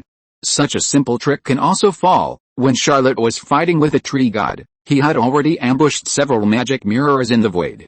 The blazing bomb just now was also to push the tree god into the mirror world. He didn't expect that such a simple tactic would work in one fell swoop. The tree god fell into the mirror world. At first, he didn't react. He rushed forward at a high speed, wanting to fight with Charlotte, but the distance between the two seemed not far, but he couldn't fly in front of Charlotte. He was horrified and looked around. He found a corridor under his feet. Although the Holy Order can float in the air, it consumes energy every moment when floating in the air. Unless it is necessary, the Holy Order will not always be in the air, so the tree god subconsciously landed on the corridor. As soon as his feet touched the corridor suddenly came alive, and soon a huge snake head appeared in the air. The snake's head was ferocious and colorful, with countless colorful whiskers. It suddenly opened its mouth and sprayed a column of pure green energy downwards. The tree god envoy was horrified and hurriedly dodged, but the tunnel under his feet suddenly arched and sent him flying, actively throwing himself towards the energy column sprayed from the snake's mouth. In just a moment, the tree god envoy felt that his entire body was shattered by the spray. The soul seemed to be broken into countless small pieces. Charlotte returned to the Holy Light God Kingdom and explored it slightly. He couldn't help but be very surprised and said, "How come this guy can't hold on for just a moment?" Charlotte had just activated the Spirit Realm Fear Snake and was ready to let the Tree God Envoy have some appetizers first. In his opinion, the Spirit Realm Fear Snake could not shake the mind of a person like the Tree God Envoy. After all, this was not a high-end skill, but how long had it been? The Tree God Envoy was actually unable to do it. The magic mirror gathered around Charlotte threw out the Tree God Messenger. This guy, whose body was covered with dense branches and vines, was very tall, 3 or 4 picometers tall. He had no clothes on his body. But all the important and unimportant parts were covered with dense branches and leaves. He looked like he was wearing a layer of armor. Dozens of saints gathered around him. Adhala said, "We have encountered Tree God messengers before. They are not afraid of any harm, and their energy is endless. Even if they are stronger than them, they can only run away after a long battle. Why did they become like this under Charlotte's hands? The blood race in our new world is not so fierce." Andreas looked at him carefully for a while and said, "Charlotte, he doesn't seem to have much value. You can use him to feed the ship." Well, now everyone knows that the Holy Light God Kingdom is a big foodie. Chapter 572 Gadlandsberg is attacking Braun. Charlotte really thought about it seriously. This tree god was probably at the 19th level, even weaker than him, but it was not afraid of damage, and its recovery was not as fast as his. This was a bit difficult to deal with, and its brain was completely broken, so it was not easy to repair. There was nothing wrong with giving it to the Holy Light God. Charlotte was thinking about this when he felt the diary in his arms getting slightly hot. He took it out and took a look. A line of words slowly emerged on it. "Dad, I want this tree god." Charlotte thought about it and replied, "Okay." He stretched out his foot and kicked, and the tree god slid on the deck. After a few picometers, it slid into another space and disappeared without a trace. Although in theory, it was most appropriate to feed the tree god, who used the remains of Uncle Gumadoro to the holy level to Depakaloatua, but Charlotte did not believe in this divine creature, and Depakaloatua was too difficult to control. Although Amabella and Amen were more evil, these two guys were relatively controllable. Especially Amen, he always gave Charlotte a feeling that he had human wisdom. Although, he also knew that this feeling was 101% unreliable. In another space, Amen looked at the tree god descending from the sky, stretched out his hand and pulled out a vine from the tree god. The vine grew longer and longer. As the vine was pulled out, the tree god's body shrank rapidly, and finally turned into a pile of dust, disappearing completely from this world. In Amen's palm, this extremely long vine slowly shortened, and finally turned into a rapier.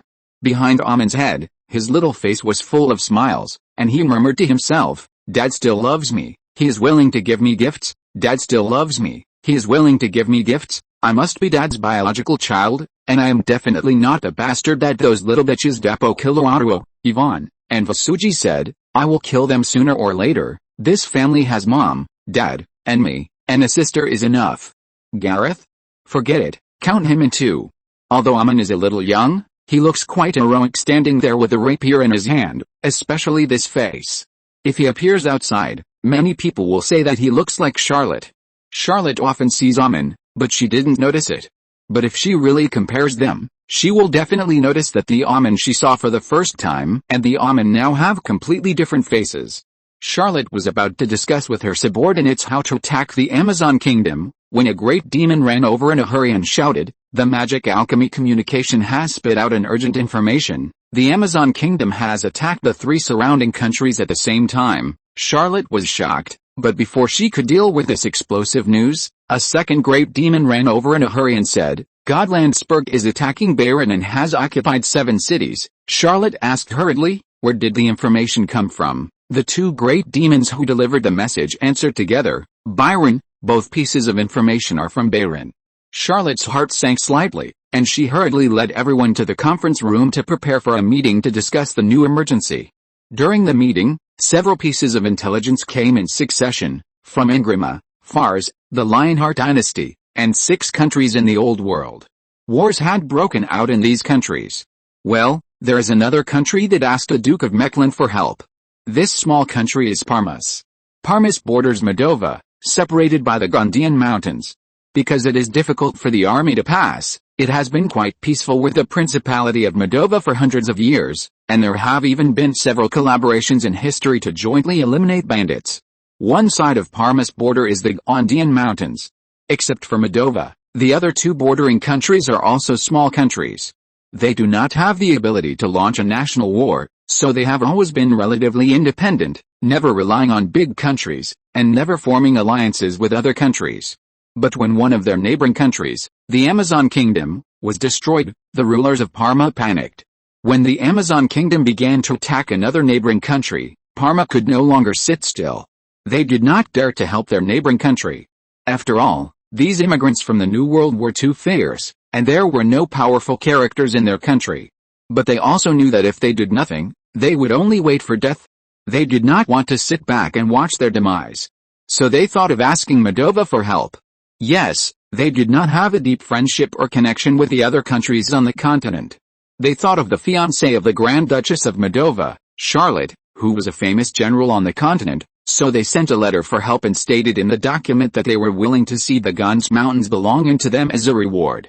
After reading the document, Charlotte shrugged his shoulders and handed it to others to read. Of course, he would not go to war for the Parma people. As for Anne, it was temporarily stable and there was no need to worry about it. After several saints read the information, Romius could not help but say, I feel something is wrong. Why would they suddenly attack other countries?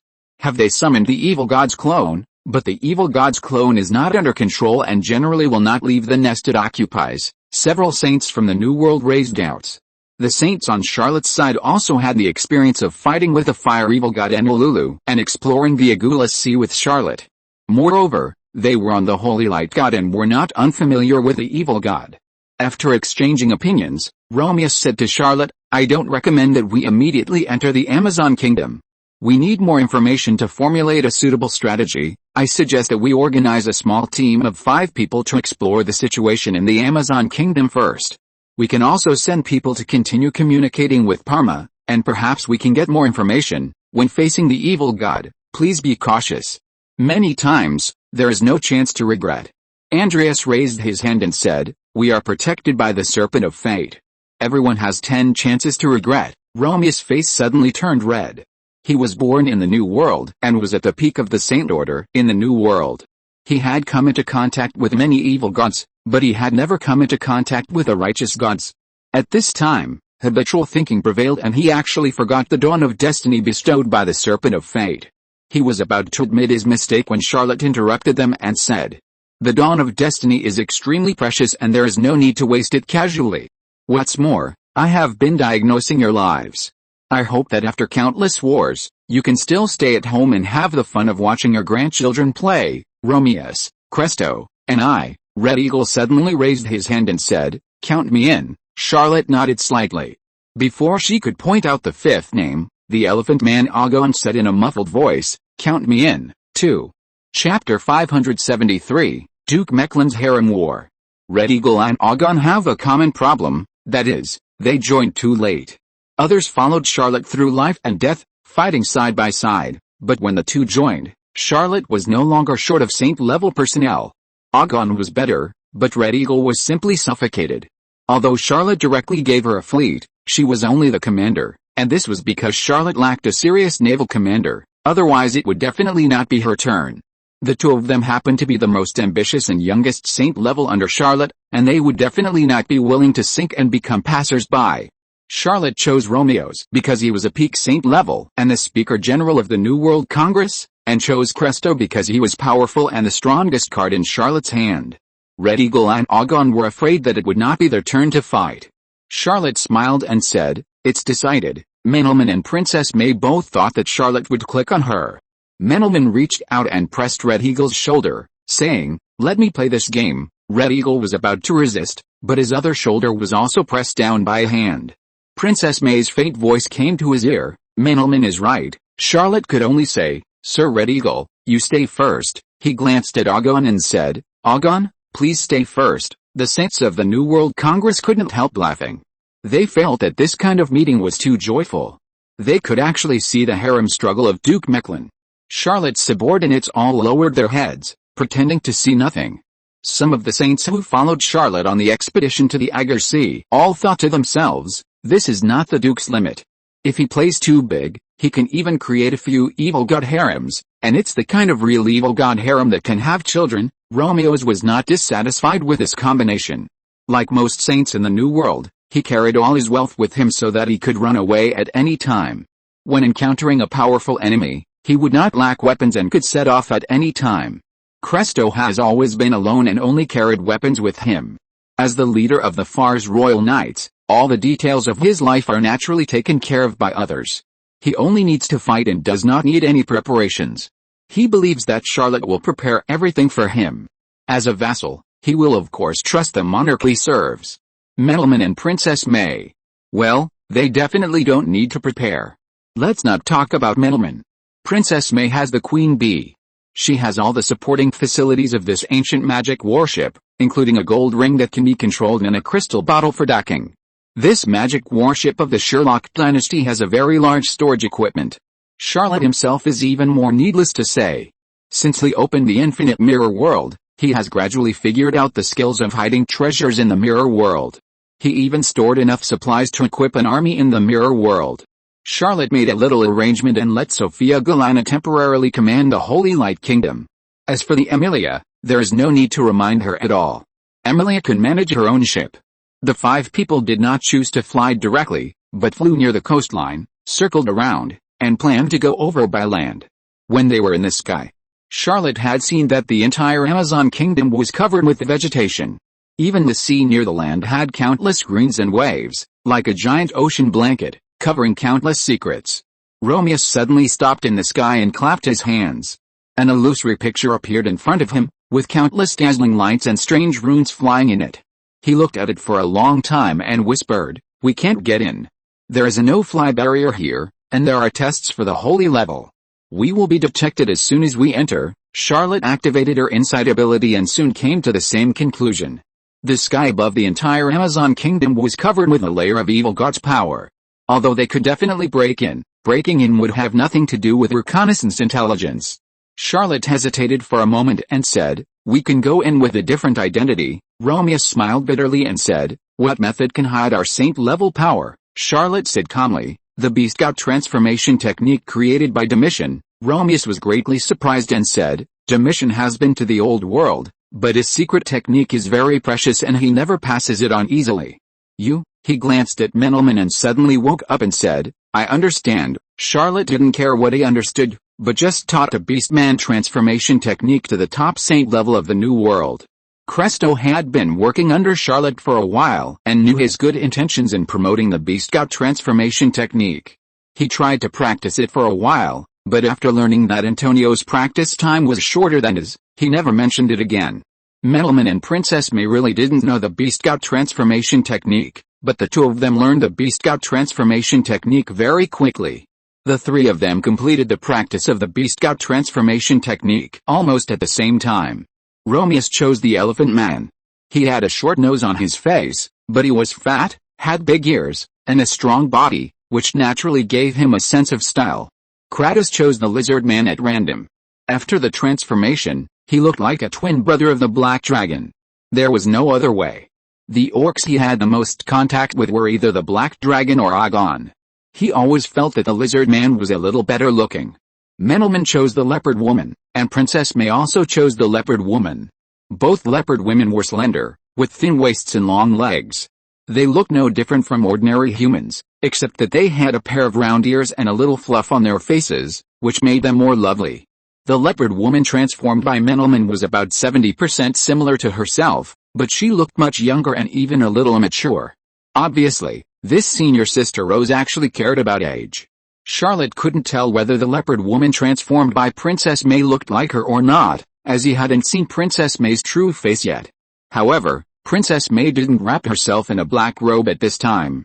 She reached out and gently stroked her body, and changed into a hunting suit in the style of Ingrama. Long leather boots, tight pants, and a tight coat. Her face was as delicate as the bright moon, and she also had an alchemical short-handled rifle in her hand, which was obviously not an ordinary item. Charlotte felt that the silverback ape man was definitely more suitable than the crossback red bear and the Channing falcon man for activities in the dense forest. The former's body was too clumsy, and the latter's wings were too cumbersome, so they could only move on flat ground.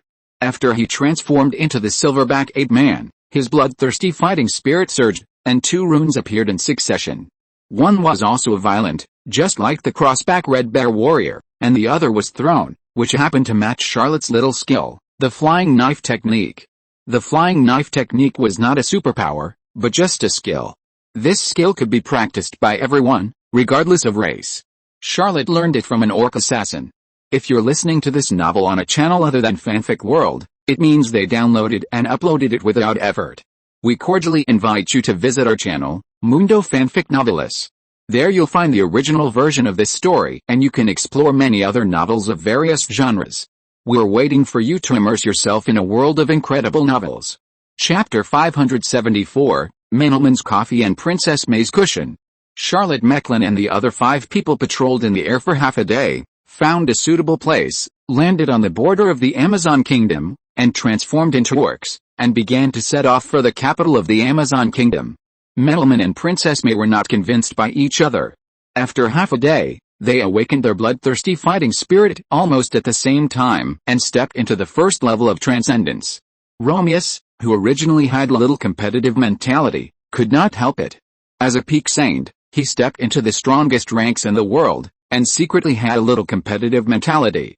He was also promoted to the first level transcendence at the same time, and broke through to the second level. Cresto had already been promoted to the first level of transcendence in the form of an orc, and saw this and joined the competition. Although Charlotte was one step ahead, he knew that in 3 to 5 days at most, his 4th level of bloodthirsty fighting spirit would fall behind, so he had to practice desperately to avoid being too embarrassed. This expedition team inexplicably entered a posture of healthy competition. When Charlotte left, Sophia Gallinold said nothing. After Charlotte Mecklen left, Miss Gallinold also handled the affairs in an orderly manner, showing her logistical talent. But at night, someone heard the sound of a table being kicked over in her room. Sophia Gallinold got up the next day, without even glancing at the table on the ground, but looked at the mirror, her pretty face full of determination, and said, "Is the saint level so great? Sophia Gallinold, swear that I will be promoted to the saint level within a year." She took out a divine fragment and then started the crazy training mode. The group of 5 walked for 2 days and had already entered the border of the Amazon Kingdom. There were plants everywhere, and the power of the evil god was shrouding it. There was no way to tell the direction on the ground. Every time, Charlotte had to transform into Channing Hayato and fly high into the sky to determine the direction. Channing Hayato flew up by physical strength, not by supernatural power, so he would not alarm the forbidden air barrier covering the entire Amazon Kingdom, nor would he alarm the evil god sleeping deep in the Amazon Kingdom. Charlotte deeply missed the days when he had the power of the saint rank. Although he had only been promoted to the saint rank for a few days, those days were really wonderful. Using Channing Hayato, especially the transformation of Channing Hayato, who was only at the 4th level, to fly into the sky was really fucking tiring. Once, Charlotte finished her reconnaissance and gave directions to her companions below. She fell to the ground exhausted and quickly replenished some food. Menelman, who had transformed into a leopard girl, brought her a cup of coffee. Princess May stuffed Charlotte with a cushion with the gold lines on it, which was obviously very valuable. Romeus and Cresto looked at each other and greeted themselves. They were naturally no match for Charlotte. Charlotte concentrated on running her bloodthirsty fighting spirit. Suddenly, there was a slight jump in her heart. The energy of her whole body suddenly rose and broke through another level. This time, the rune condensed was pulling the tendons. He stretched out his hand slightly, and his arm suddenly stretched 70% to 80%, grabbed a branch, and broke it with force. A comic book suddenly popped up in Charlotte's mind, One Piece. The posture of using the rubber fruit is almost exactly the same as that of Luffy, the protagonist of One Piece, but it is not so strange that it can be infinitely extended. It can only make Charlotte's arms, legs, and whole body stretch up to 1 or 2 times. In low-level extraordinary battles, it may have a miraculous effect, but in mid to high-level battles, this ability is useless. After all, there is a limit to how long a body can be stretched by pulling the tendons. Most of the mid to high-level extraordinary people have the ability to attack from a distance. In Charlotte's eyes, pulling the tendons is not even as good as the blood flame gas, which can control weapons from a long distance, and the attack range is much farther than pulling the tendons. Throwing the branch away, Charlotte drank coffee, ate dry bread, and collected Princess May's cushion. Princess May would take out one every time, but would never take it back. Charlotte always felt that it was a pity to throw away such an expensive-looking mat, so she simply put it away every time. This made Mecklenburg very unhappy, but she really didn't prepare this thing, so she could only watch Princess May stuff Charlotte with a mat every time. After Charlotte had got dressed, the expedition team naturally set off. Walking on the road, Charlotte suddenly felt something different. He took a step and was nearly 2 picometers farther than the normal state. Under normal circumstances, his speed was comparable to that of the light agility X1.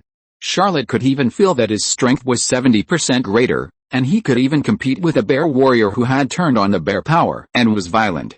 Only then did he know that the power of pulling tendons actually had so many benefits. When the muscles are stretched, the strength will naturally increase, the running speed will be faster, and the jump will be higher. These are the basic qualities of the body, which are completely different from the speed of the light agility power. As long as you are a little familiar with it, you can maintain the same rhythm in daily life and in battle. Only when the agility skill is activated can it be as fast as thunder and lightning. Charlotte was really happy, although this kind of promotion was insignificant, and he didn't expect to go far in the bloodthirsty fighting spirit of the orcs. Cresto soon noticed Charlotte's abnormality and asked, Duke Mecklenburg, has your bloodthirsty fighting spirit been promoted to the 5th level?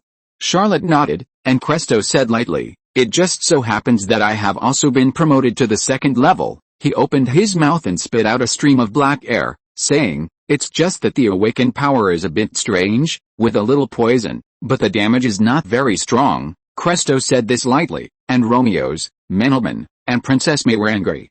They didn't know that Cresto had practiced it a long time ago, so he could be promoted to the 2nd level earlier than them. They just thought that this guy was provoking. Charlotte also felt the disharmony in the team, and could only suppress her headache and comforted her. It seems that when we reach the capital of the Kingdom of Damazon, everyone can be promoted to the 5th level or above. They continued on their way and soon found a village. They were shocked by the scene in the village. The village was also covered with various plants. At first Charlotte thought that there was no one here, but he soon discovered that there were people here, and they were still alive. It's just that they were all entangled in various plants. These plants did not come from the outside world, but grew from their bodies. When Charlotte found the first person, she thought the other party was dead, but when the villagers of the Amazon Kingdom saw Charlotte, their faces were full of expressions for help, but a huge and beautiful flower grew out of his mouth. He couldn't speak at all, but tried to swing his body and ask Charlotte for help. Romeo's came over, took a look, and said, his body has been filled with these plants. Now he relies on the nutrients provided by these plants to survive.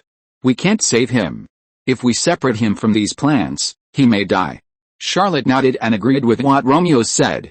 There was no flesh, bones or internal organs in this man's body. Only the tangled roots of several plants were left, and he had no way to separate them. This was the power of a god. Even if it was an evil god, mortals could not change anything. Especially since this villager was not dead yet, it was really unjustifiable for them to kill him. Soon others also discovered the villagers who were still alive. Charlotte wanted to ask Amun or Dapachirado what was going on. Is there any way to get rid of these people's pain? But then she shook her head and gave up the idea. Charlotte whispered, Let's keep moving forward, get to Manise as soon as possible. Only there can the problem be solved completely. The Amazon Kingdom is not a particularly small country in the Old World.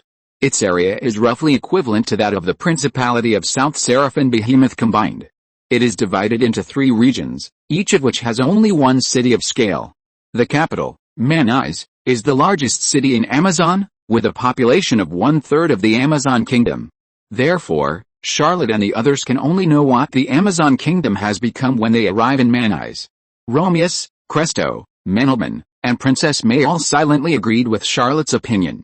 They did not stay in the village, nor did they continue to explore the village. Instead, they left quickly and continued to set off. Charlotte is a traverser. He has never seen such cruel things on Earth. Of course, this does not mean that there are no cruel things happening on Earth, but ordinary people will never see or touch them. They will only see peace and tranquility. At most, they will only feel the pain of society and have a mountain of economic pressure. Although it is also painful. That night, Romeus, Mecklenburg, and Princess May broke through the 2nd level, and immediately worked hard towards the 3rd level. Cresto, who was half a step ahead, was so scared that he practiced even when he was sleeping, fearing that he would be overtaken by his 3 companions and lose face. Charlotte simply gave up. It was meaningless to compete in such a matter. Well, he was destined to lose to these geniuses. The territory of the Amazon Kingdom was full of plants, which was too difficult to walk. It usually took only 5 or 6 days to walk, but the 3 of them walked for 7 or 8 days before they could barely see the tallest building in Manise in the distance, the Lincoln Tower. This Lincoln Tower was built to commemorate the god of machinery and alchemy, one of the 9 righteous gods. It is said that it was a blueprint passed down by the god of machinery and alchemy to a believer. After it was built, it had a very wonderful function. However, although the believer's lifelong wish was to draw all the blueprints passed down by the god of machinery and alchemy, he drew for 12 years and died after a serious illness because his body could not bear it, resulting in the incomplete blueprint of the Lincoln Tower.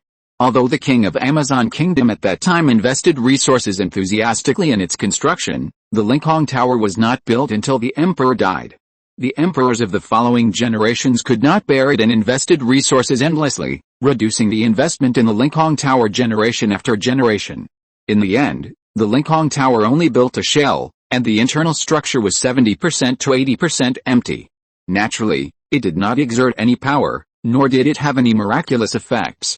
On the contrary, because of the construction of the Lincoln Tower, the strength of Amazon Kingdom declined greatly, and even missed the movement of exploring the New World. Charlotte looked at the Lincoln Tower. This miracle built by the god of machinery and alchemy was now green and full of various plants. Many of the plants were not species of this world at all. They looked absolutely obedient and ferocious. Charlotte sighed and said, "I hope the people of Amazon Kingdom are not all gone," although Romeos wanted to say, "How is this possible?" But he couldn't say it. After all, it was too terrible for a country's people to be devoured by the evil god. It had only happened a few times in the New World. After a short rest, the 5 people rushed all the way and approached the city of Manise in the evening of the same day. What surprised Charlotte and the others was that the city was as normal as ever, and there were even people going in and out of the city. But this was definitely not normal. The 5 people observed for a long time, and Charlotte whispered, "There is a person who has left the city 8 times and entered the city 8 times. He should come out again in another 3 minutes. Mecklenburg whispered, "It's not just the people who are going in and out of the city who are different. At this time, all the countries in the old world will close their city gates, and no city will let people in at night." Romeo sighed and said, "They should all have become evil." The 5 people were silent for a while, and Charlotte whispered, "I will go into the city to explore. If I am in danger, you all come together to rescue me. If I am not discovered, you will enter the city one after another, and we will gather under the Lincoln Tower." Mecklenburg wanted to stop him, but then he knew that this was the best arrangement. When no one dared to use the power of the saint rank, Charlotte's 5th rank extraordinary was the strongest combat force at present. If he was fine, everyone could blend in. If he was in trouble, it meant that things were no longer possible, and they had to use the power of the saint rank to rob people and escape, or start a war directly. Charlotte took a deep breath and strode towards the gate of Manise. Those who came in and out did not notice him, but the grass on the ground seemed to sense it and kept reaching up, trying to pierce Charlotte's feet. However, Charlotte Mecklen had bloodthirsty fighting spirit. Although he was only at the 5th rank, he was enough to protect himself. He walked into Manai step by step. After entering the city gate, he saw that the ground paved with rocks on the ground had been overturned. The dirt road that was supposed to be turned into long grass, and there was no black mud. The buildings on the roadside were also covered with plants. It looked like a house that had been shelved for many years. No one lived in it, and the flowers and plants became the masters. Entering the city, the flowers and plants on the roadside became even more crazy, rolling towards Charlotte. The first ability that Charlotte transformed into a silverback ape was King Kong, and he was able to resist it, but it was a little troublesome. He turned around and felt that he should be able to resist it, but he knew that the other 4 people in the team would definitely not be able to do so, so he had to retreat again. When Mecklen and Princess May saw Charlotte, the 2 girls jumped up excitedly and rushed over. Chapter 575, All the elegance in the world needs a strong support. Everything elegant and graceful in this world needs a strong support. It may be power, wealth, knowledge, or some special ability. In the old world, there is also a strong force. The loss of composure of Mecklen and May Guillaume made Charlotte think of this sentence. These 2 women are extremely outstanding. Even if you look at the entire continent, there are only a few women who can match them. Women who surpass them do not exist in the old world for the time being. Even without distinguishing between genders and comparing men, the 2 ladies can also break into the top 50 with their strong strength. But for a long time, when they cannot use the power of the saint rank, their hearts will still become fragile, and they will even unconsciously become dependent on Charlotte, who has stronger strength. Of course, the more important reason for their dependence is that Charlotte has always behaved in the same situation. They will not have any feelings for Romeo's and Cresto. This is the difference between people. Charlotte comforted them with a few words, and Mecklen and Princess May both calmed down, as if the loss of composure just now had nothing to do with them. Charlotte gathered the 5 people together and talked about their experiences along the way, then said calmly, "We need to have a certain amount of protective abilities to walk freely in the city.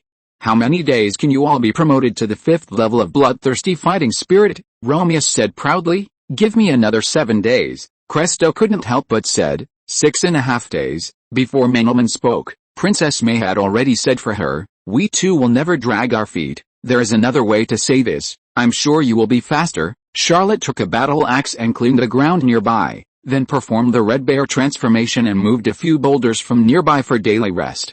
Several people temporarily stayed near Manai's. Charlotte temporarily gave up practicing and took care of the 4 people. Occasionally, she would walk around nearby to familiarize herself with the land. What surprised Charlotte was that after 4.5 days, Romeus was the first to promote his bloodthirsty fighting spirit to the 5th level. Mecklen was a few hours late, and Cresto and Princess May were both promoted in the evening, almost at the same time. Charlotte didn't tell anyone that he had already been promoted to the 6th level of bloodthirsty fighting spirit a few days ago. After the promotion, the 5 of them took a short rest, recovered their strength, replenished their water, and checked their weapons. The huge stone that Charlotte moved here to serve as a resting platform has been covered with plants in the past few days. No matter how Charlotte cleans it, it will be covered with plants again in half a day at most. But fortunately, they are about to leave and don't have to worry about these stones anymore. This time, the 5 people walked into Manai's side by side. Charlotte changed his sword and led the way.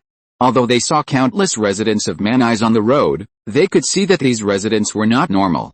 Most of them followed a fixed pattern and kept repeating one thing. They didn't see any independent consciousness at all. They knew that Manai's was full of dangers, so they didn't dare to be impatient and walked very carefully. Charlotte saw a man walking to the corner of the street.